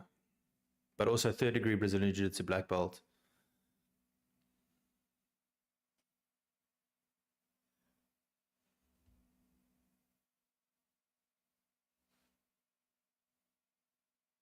Who's he? So, okay, so see, there's his family. His fiance. Please just don't kiss your coach again, Dricus. He stopped doing that. DDDP. Dricus Dutchman du Plessis. Triple DP. I like DDP more, but triple DP. That doesn't even sound right, bro. It's fucking out of context to me. When they announced Izzy into the Hall of Fame for the fight and showed him in the arena, the pop was not very loud. Yeah. Did you ever watch Roman? Was it when Roman Reigns, before he lost at WrestleMania, I don't know who he was talking about. I think it was Cody Rhodes, and then he's like, no pop. So now they've made a meme about it. It's like, exactly, no pop. They should play that after Izzy gets shown. There's Neil, his grappling coach. Dude's a fucking beast, bro. Look at the size of that oak.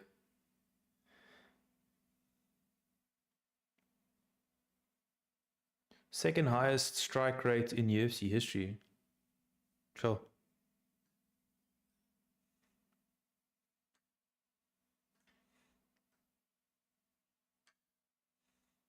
You know you can do a running backflip on the cage, eh? Just stop doing it. He used to do it at UFC.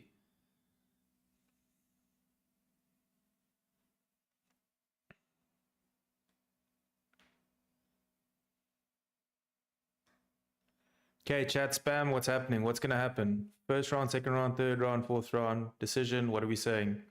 Method of victory. Quizmaster says, let's go DDP. Israel no pop Adesanya. Israel no pop Adesanya. That's hilarious, bro. Spam no pop, bro. Imagine.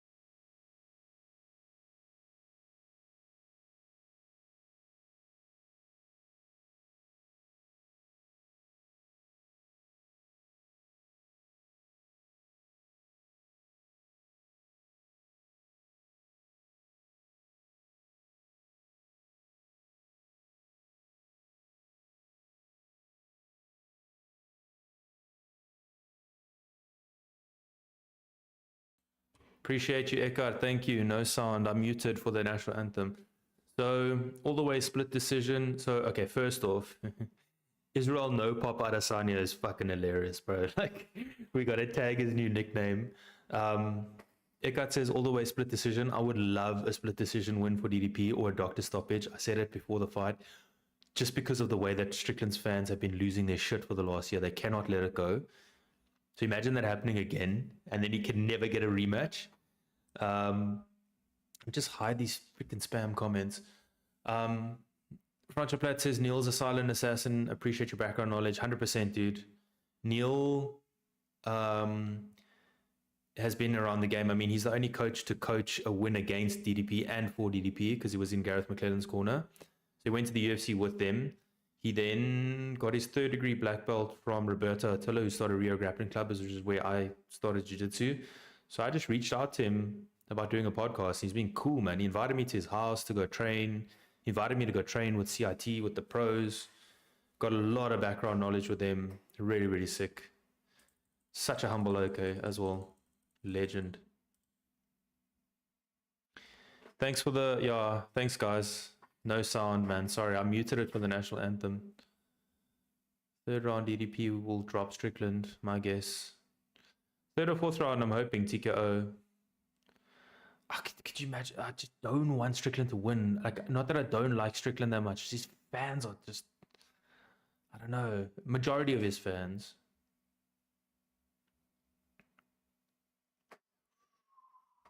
Bro, the moment they touch gloves and stand back, I'm gonna be nervous as fuck.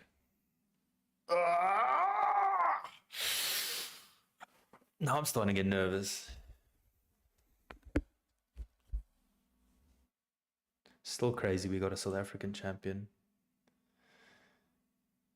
Fat Cake says that staph infection looks fucking disgusting. Tabo says my money is on Zhang and Strickland. Let's hook with all we got. The Zhang fight's done, my man. Zhang fight is done. Okay, we got okay, so Francis Platt says Neil sounds like such a good Icos fucking legend, dude, honestly. Clippers got 1st round KO for Strickland. Sean, remember the decision, Strickland. Sean, the staph infection, Strickland. No, okay, enough now. They're gonna fight. Round 1 underway. Look at Nina Drama trying to get her freaking sitting right behind DDP's corner. Dricus is a favorite for the first time in the UFC. Okay, here we go. Strickland's got his little Philly shuffle going.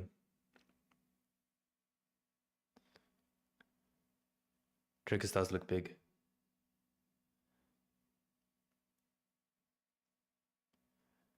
Cape Town is the best place in South Africa. I do agree with you there. Strickland going to put his staph infection in DDP's mouth. Okay, they're both still feeding each other out. Like, Strickland is actually coming forward, but leaning back. I wonder if DDP is going to look to shoot here. DDP does come out southpaw. Can't remember who said earlier that he should come out southpaw. And I switches to orthodox. Trying to hear what Coach Morno is saying in the background. Fighting middle. Okay, so take the middle. It's going to make him push forward. Strickland's haircut. Lack of hair. Nice. Question mark kick. Please tell DDP not to be humble to the UFC fighters when he beats them all on the presses. I don't have... So, I don't know if I'll... DDP looks so fast, he does, yeah. I don't know if I'll see DDP again. We're not big duck chummies or anything like that. Like, I actually have his number, but dude, you're not going to get hold of the guy, honestly. Maybe if I can actually finally get an interview with the guy again, then I will tell him. Dricus is throwing a lot of kicks this time, though. Why does Dricus look shorter than Sean here? Like, he's crunched forward a little bit, but... Fighting middle, so he's telling him to take the middle. His coach is pushing him forward, telling him to go forward now. Sean, jab, teep, jab, teep. Just jab, jab, jab, jab. Okay, Dricus with kicks. So, Dricus's coach, Mornefisa, can control them like a PlayStation controller. Cameron Simon said this, so he just chucks numbers. So they're so drilled and drilled. So he keeps telling him to chuck a 9. I'm trying to see what a 9 is. I think a 9's a head kick on the left. It's trick. Like, it's so hard to hit Sean flush.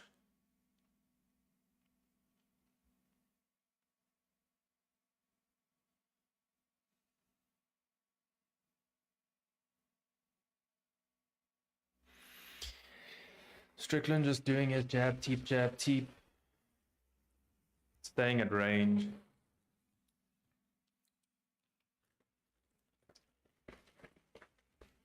Dricus teeping now.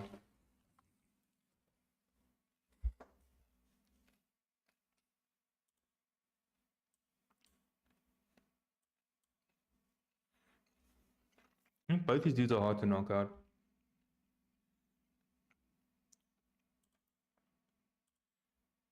Okay, 5-9. Open side with your hands, coach said. Instead of putting Alex Pereira in your corner, they should have actually just got some Afrikaans dude to be in your corner and tell you exactly what DDP's coach was saying. 5-9, 5-9. Let's have a look at what a 5-9 is. 1, 2, 3, 4, 5, 9. Okay,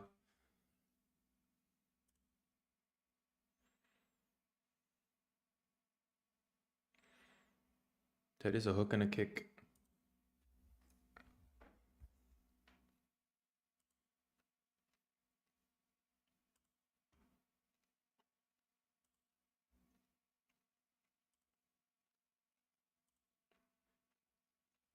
Fat Cake says DDP looks clean, not as unorthodox.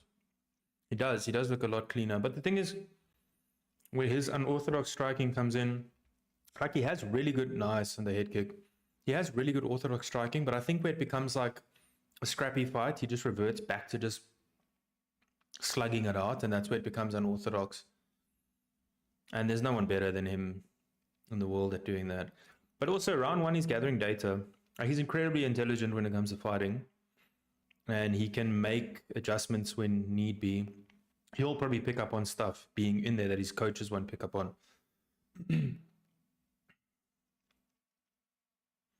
It's a really hard round to score. I think, you know, Dricus got better shots off in this round, but again, it's a close round.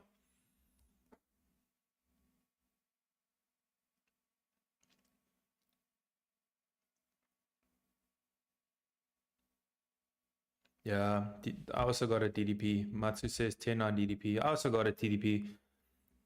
Same as the last fight. So last fight, I actually had Dricus losing the first round and then winning the middle three at the very least. Yeah. Eric Nixik's a smart dude. He's like, don't let these rounds slip away. Because if you're Sean Strickland and it goes the way of the first fight, like, what's the point? What's the point of having it go the first fight so you can just cry about it being a decision?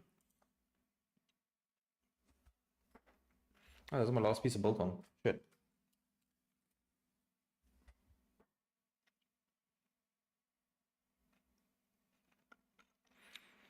Slow dismantling process.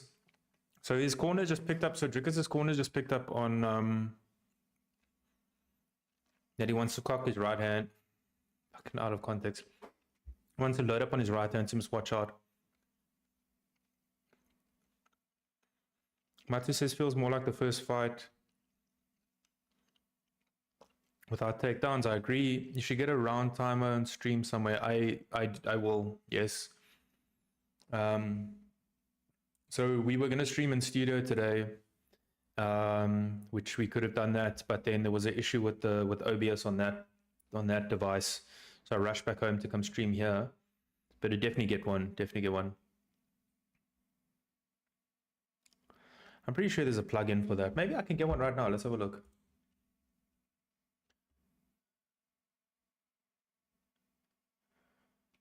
Next time.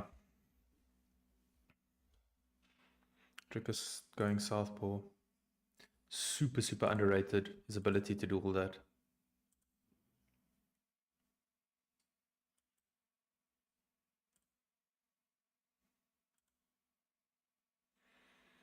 Yeah, I think it's going to slowly get more unorthodox as the fight goes. DDP tires maybe a little bit. They get into like a lot of like a fight.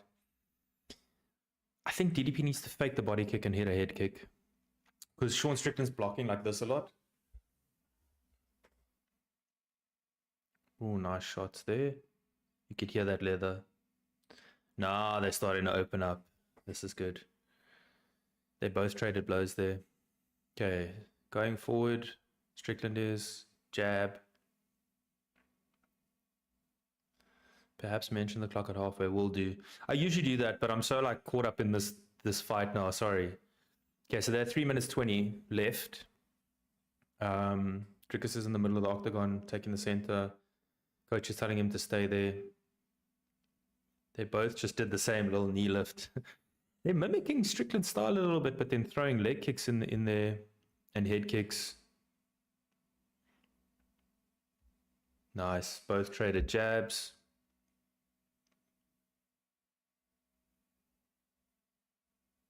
Ooh, nice slip and rip from Sean Strickland. So DDP struck the 1, 2, 3. Strickland got out the way and hit him with a nice jab. Strickland's starting to find his rhythm here.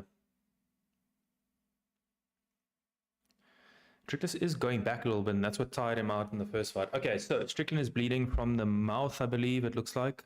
Mouth or nose, I can't see. He's bleeding. Okay, halfway through round 2, 2 minutes 30. Dricus hit him with a nice jab. So Strickland is bleeding. Can't blame it on a headbutt this time. That mustache is bleeding. Benny said, yeah, the mustache is bleeding. I wonder when they're going to start looking for takedowns. Strickland not looking bad this round. No, not at all. His counterboxing is really good. Thing is, like, it must be so 2 minutes left. It must be so tough to like fight a guy like Strickland because you can't go back. Because then he can just steal rounds. You can't go forward too much because that's what he wants. He wants to counterbox you. If you try to take him down, he's like super far away. So it must be hard. Okay, his coach calling for a 13 now, which is, I guess, a head kick there. I'm confused. So 9's a body kick. Okay, so 90 seconds left. He is trying to throw a lot of feints now, Dricus, because I think he's trying to see what reaction Strickland gives him. Alfred Butalesi says, show the screen. Unfortunately not, bro. I'll get my channel taken down. This is all screen you need right here.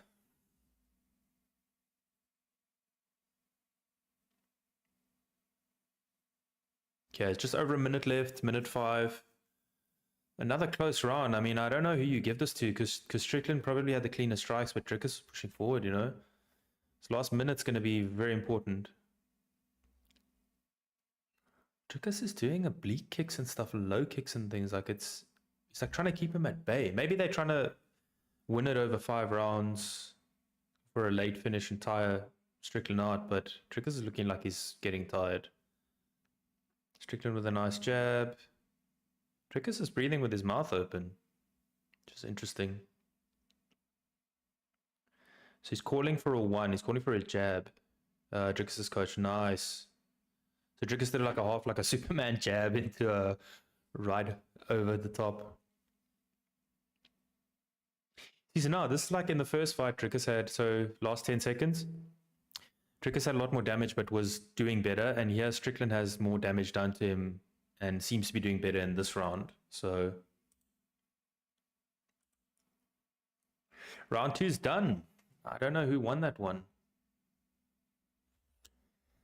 The thing is, though, is if you're the challenger, 10-9 DDP but better by Sean is very close. I do agree. Thank you for the live. Appreciate it, man. Thank you for watching, Quizmaster. He wins on damage again.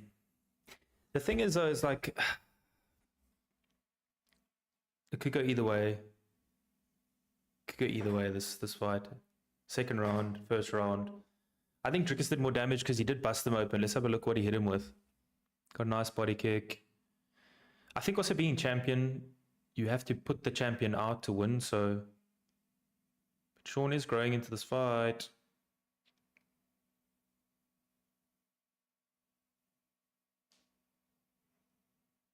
Dricus owns the crowd. Yeah, crowd is quiet. I think he's completely deflated the crowd because they were for Strickland. Tacoma says Link, unfortunately not. DDP attacking the legs, then he'll start going for takedowns. I think so. The thing is with them is like they are also trying to prove a point. It looks like okay, trying to outbox the best boxer.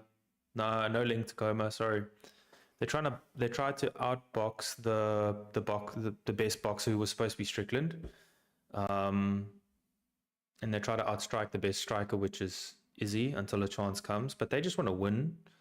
But they must be careful trying to beat people at their own game. Okay, we got DD 1-1 to be conservative. Francis Platt says 100%. Could be. Strickland's corner picked up on the southpaw strat. Yep. And that's the thing. I think they need to change it now. Yes, DDP through nice combinations. Take away the legs. Takedowns will be much easier. 100%.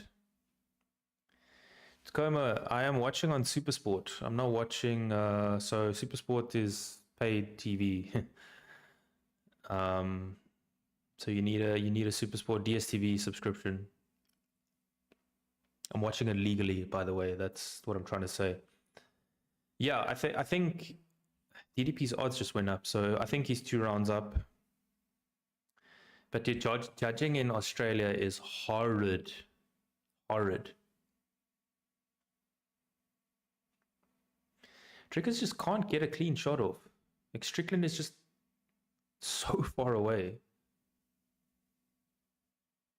I just hope Dricus isn't slowing down, because it does look like he is. But those body kicks are going to take a toll, and those leg kicks, because Strickland is getting hit now. 3 minutes 15 to go in this round. A little bit of a nut shot there. Strickland obviously got no nuts because he just carried on. Strickland doing what Strickland does. Jab, teep. And as he comes forward with that little knee raise, Dricus hits him with another body kick. Strickland starting to welt hard on his right side. Crowd starting to boo now. Okay, eye poke on Dricus from Strickland. Dricus carries on, which I don't think you should ever do, because how many people have been knocked out straight afterwards? Exactly. Israel Adesanya just got knocked out for that. And now Dricus gets hit on that side. Okay, halfway through round 3, very tit for tat.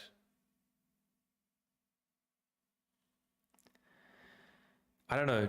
Looks like Dricus has a game plan, but it's like he's mixing it up mid-fight, and it's really hard to do against Strickland, because Strickland's just also like, ooh, nice spinning back fist there by Dricus. Didn't land flush, but it was good. Looks really good too.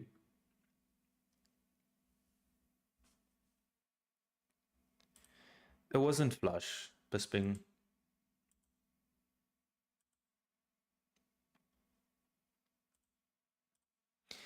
Did even the shots that aren't hitting flush sound so like such hard shots?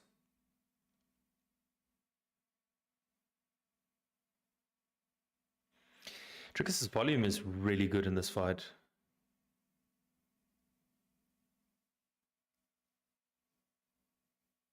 Strickland just makes it such an ugly fight, man. That's the thing with him. He's like, okay, minute 24 left. I think Dricus is winning this round as well. It's much of the same. It's the same thing over and over. Like, is Strickland just gonna look to complain at the end and say, yeah, I won that fight. Dana knows I won that fight. Horrible. Strickland. Nice spinning back elbow. Okay, minute left. Overhand rights traded by both of them. Strickland's looking like he's getting a little bit tired too. He's breathing with his mouth open a little bit. Okay, 1-2.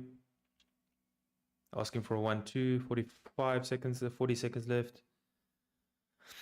This pretty much looks like almost like the first fight with less damage and no takedown attempts. So now, okay, there was possibly a clash of heads. Strickland's probably going to use that as an excuse. Nice overhand right by Strickland. There we go. Yeah, they're starting to trade. The thing with those with Strickland is like he has success. There, Dricus goes for a takedown, gets the takedown. Will he be able to keep him down though? So this is where Neil's expertise will come in. Oh, okay, nice. Strickland got up. Maybe a shot to the back of the head. So this is where I think, particularly with Neil, like the dude is a thinker. And I think in around 3, just like that. It's gone by so quickly, I didn't even know to put around 3 uppers on my timer there, sorry. He's a thinker, so they'll have formulated a way to get.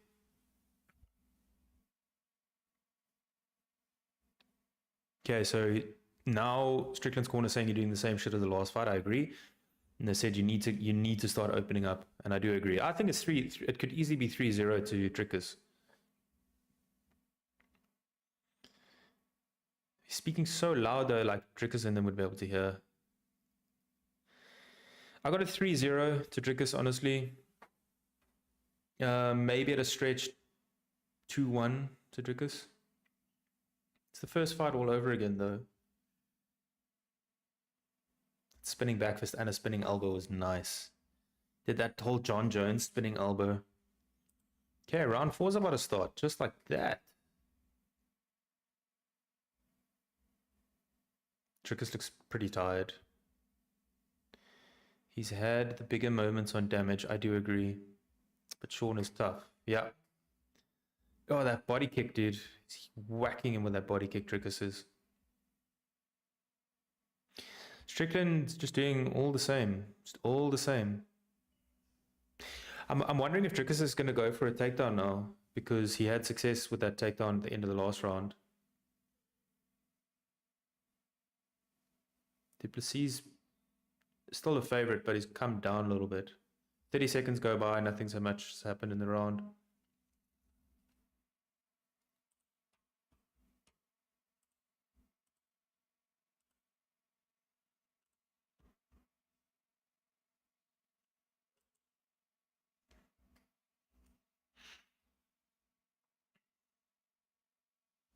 Strickland's still bleeding quite heavily out of his... I think it's his nose. It must be. Dricus just jumped over the jab to try to hit him. It must be so frustrating. Nice right there by Dricus. Over the jab. So he's starting to throw punches over the jab, and Strickland looks hurt. So yeah, I think he broke Strickland's nose. Definitely broke his nose. Strickland is busy trying to adjust his nose, and it's pissing blood. Like pissing blood. So there was like a hesitation moment there with Dricus where he was like, okay, and then all of a sudden he saw Strickland's reaction. It was like swarmed on him. Man, his nose is pissing blood. Now Dricus is going to go straight after him. And now Strickland probably won't be able to breathe out of that nose. Dude, that nose is busted. Yeah, all Strickland kept doing was going. But Dricus looks buggered, bro. This is Dricus now again. It's like you think he's out. He looks like he's stumbling around there he's a drunken master. That's what he is. He fights like a drunken master. Dricus the drunken master du Plessis. Honestly. Dude. Strickland's nose is buggered. Dude, Dricus is tired though. Strickland got double unders. Dricus hits him with a knee, then an elbow. This is maybe DDP's biggest weakness. He's sometimes not super accurate. Yeah, I do agree. And cardio again. I don't know what's up with his cardio these days. Like he's never gonna stop. Let's just get one thing straight. When your nose is busted like that, you can't see because your eyes keep watering. Yeah, that's true. He just mustn't blow out now. If he tries to blow out blood, his eye's gonna inflate. I don't know how it happens, but it happens. Strickland throwing now. He has to. Yeah, I think one of the DDP's, not that he doesn't work his cardio hard, it's just he's still tired in fights. But it's just the way he fights. It's just the... Okay, 1 minute 50 left. Dricus only needs to land one. Yeah, fair enough, but Strickland's a fucking tough dude. So I think for sure Dricus is winning this round. So I mean, if he really wanted to, he could just see it out, but hits him with a nice 1-2, as I say, that rocks him up against the fence. Strickland looks fine though. I don't think he's hurt too much. 90 seconds left. Dricus is really trying to get over that jab now. I don't think he's trying to go through it, because the jab is also like a parrying jab. Dricus hits him. Sean hits Dricus with a nice 1-2. Dricus goes for Loki. Dude, Dricus is tired. But you think he's tired, you think you're going to take advantage, and then he starts hitting you with some fucking plot armor. Strickland looks busted. 55 seconds left.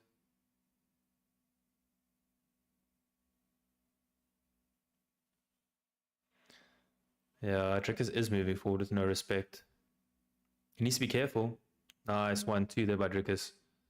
Rocked his head back on the jab and then with the hook. Goes for a head kick.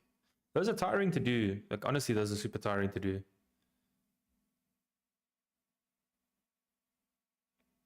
I foresee like a nice body kick there by Sean Strickland. Like if you're tired, you get a body kick like that. 20 seconds to go. Strickland backing up towards the fence. Now going forward with his jab, teep, Philly shuffle. Dricus answering back with 1-2s. 10 seconds left. Dude, that... now Strickland goes. The last 10 seconds. That little clap thing sounds like gunshots every time. And the end of round 4. I got it 4-0 for Dricus, honestly. I don't see a way in which Strickland won that round.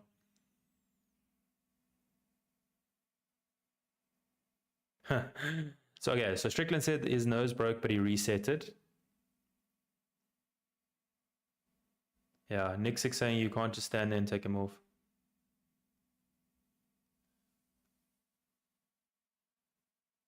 Yeah, you need a finish, take chances. We might see a finish either way here because if he gets it right, obviously he finishes Dricus. I don't know if that's going to happen, but he might leave himself susceptible to get finish. He was on his bike after he wrecked his nose. Oh yeah. His nose is bent. Dricus sounds like he's dismantling. He is, but Dricus is tired.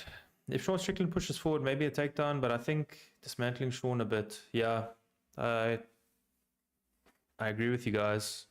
I just want to see Strickland just push forward at least. Just make it a good fight. Like don't just stand there like it's gonna do the same thing, man. Dricus is hunting for finish.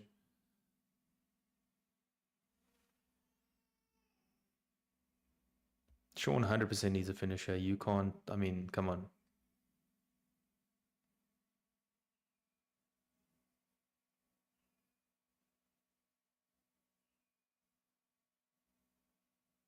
Okay, I got it 4-0, honestly. 30 seconds have gone in this 5th round.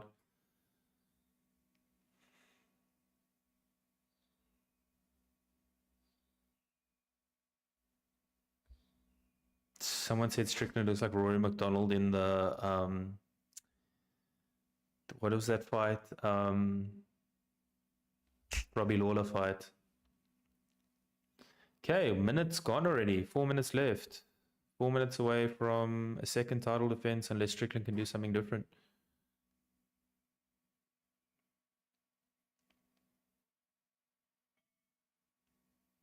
Yeah, nice leg kick there by Dricus. Strickland's nose is still leaking blood.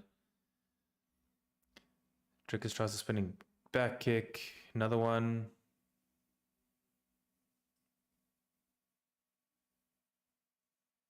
Three minutes 35 left. So now the commentators are kind of trying to allude that Dricus has an ugly fighting style. Mind you, Strickland's got one of the most negative styles ever. Like he can only fight what's in front of him. Nice overhand right there. Strickland coming forward with a double jab. I can imagine it's hard to breathe though with a broken nose. So he said blade or Biena, and then Dricus stayed there and hit him with a leg kick. It's gonna be interesting to see if Pereira comes and makes it about him now in the cage afterwards. Okay, 3 minutes left.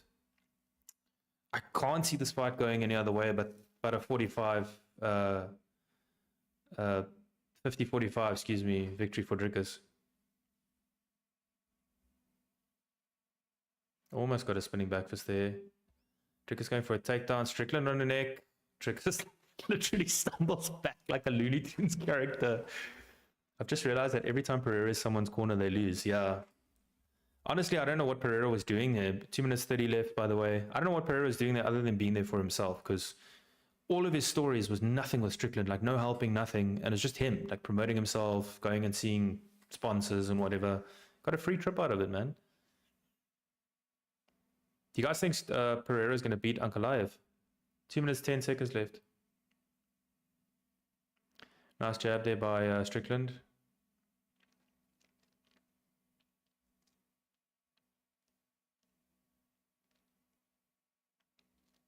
Oh, now they're glazing Dricus. I'm a Strickland fan, but dude is losing and don't look good at all. I do agree. I don't know. I don't understand what he's like. I think Strickland wants to not lose. I don't think he's trying to win. I think he just wants to not lose and not get finished so then he can be like, oh, you didn't put me away. I've got a title shot next, you know? Instead of like, if he gets TKO'd, he's never going to fight for a title again. But at least with a decision, he might be able to like say, oh, I've got a chance to fight. Minute 25 left. Strickland's nose is, as Eckhart says, not looking good. Minute 17. Strickland's getting a jab here and there, but like it's not going to finish the fight. Like he's going to say he won the first 3 rounds and there's only the last 2. And okay, head kick by Dricus, 1 minute left.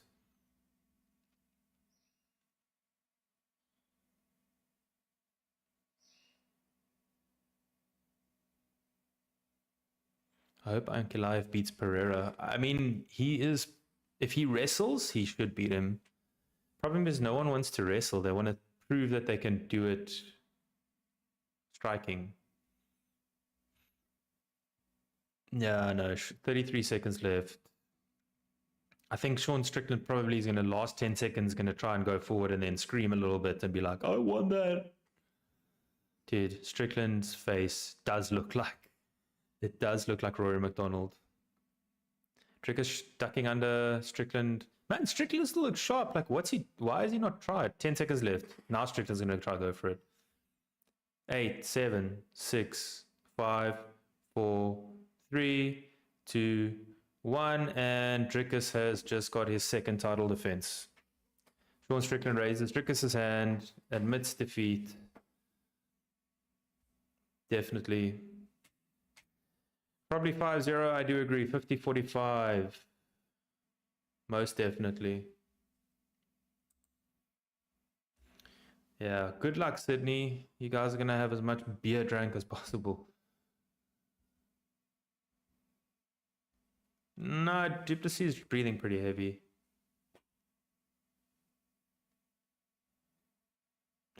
I respect Sean's toughness, but man, does his fights come out as boring when he's going backwards. I agree. And like even his corner's frustrated with him.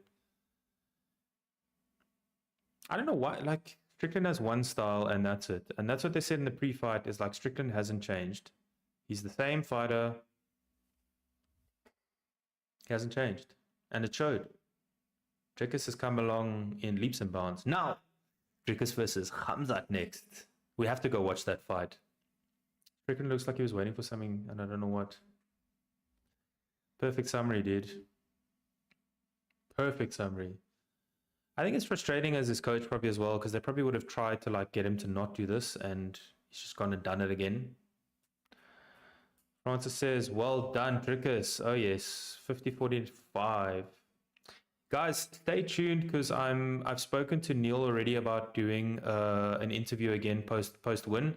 I'm trying to get hold of Morne as well. They work through different people, so stay tuned. Keep an eye on the channel. I'm definitely gonna have one or both of them on. Definitely gonna have Neil as soon as he's back in South Africa. Thanks, Francis. Appreciate you watching, man. Zaps DDP 50-45. Yeah, 49-46 is generous. He did push Wallace times, but he needs to push more, definitely. Still, second title defense in the books.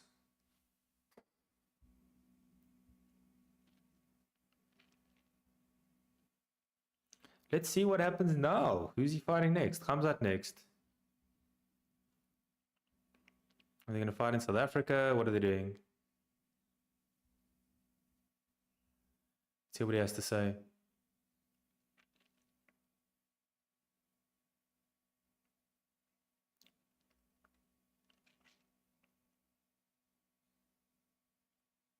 Good for DDP to get another 5 rounds into the tank. Yeah, agree. Very little damage.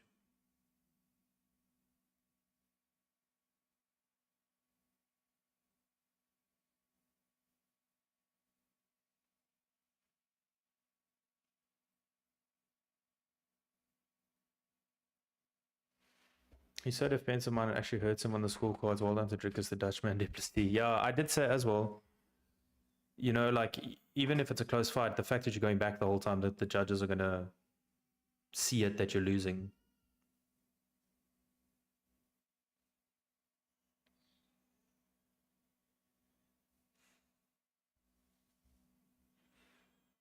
Dude, Dricus has got 9-fight win streak, and Anderson Silva only had 13. I thought he had more. Let's go, Dricus. Great stream too. Thanks, Vern. Thanks, Eckhart. Thanks for watching, dude. Appreciate every week, each and every one of you guys watching. Make sure to look out for the interview I'm going to have now with Coach Neil. 3-1-1, boy. 3-1-1. That draw, you can't do anything about it.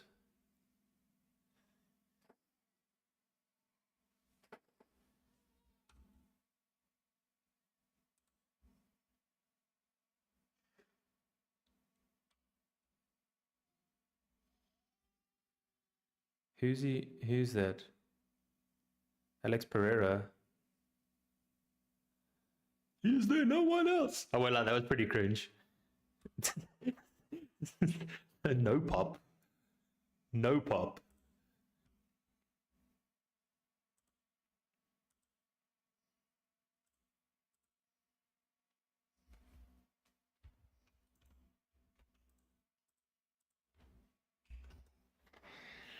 So he wants what? He wants Pereira next. What happened to Khamzat Chimaev?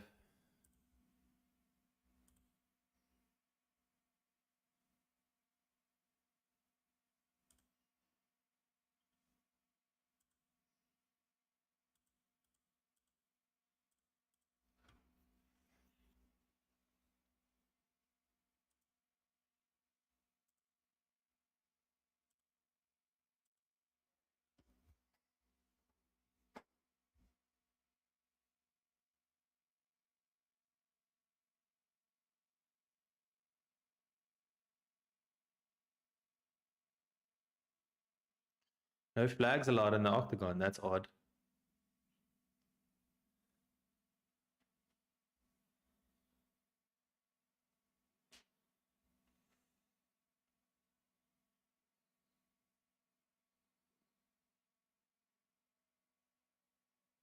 Dricus might want to be careful even more though. Every time Pereira's in someone's corner, they lose. He ends up fighting them and smoking them. That's true, dude. Let's hear what Strickland says.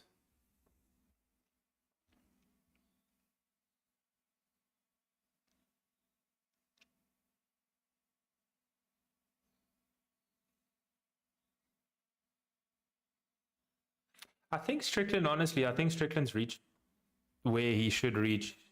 Check out how DC's trying to take the mic from Strickland. He doesn't want him to say anything bad.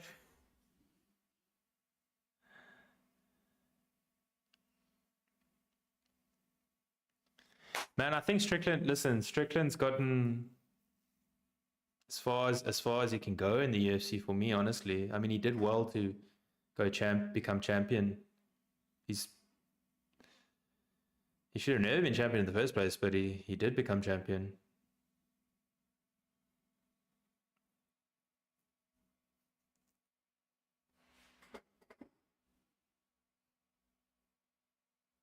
Okay, so DDP he defends his belt for a second time. I appreciate you guys for watching.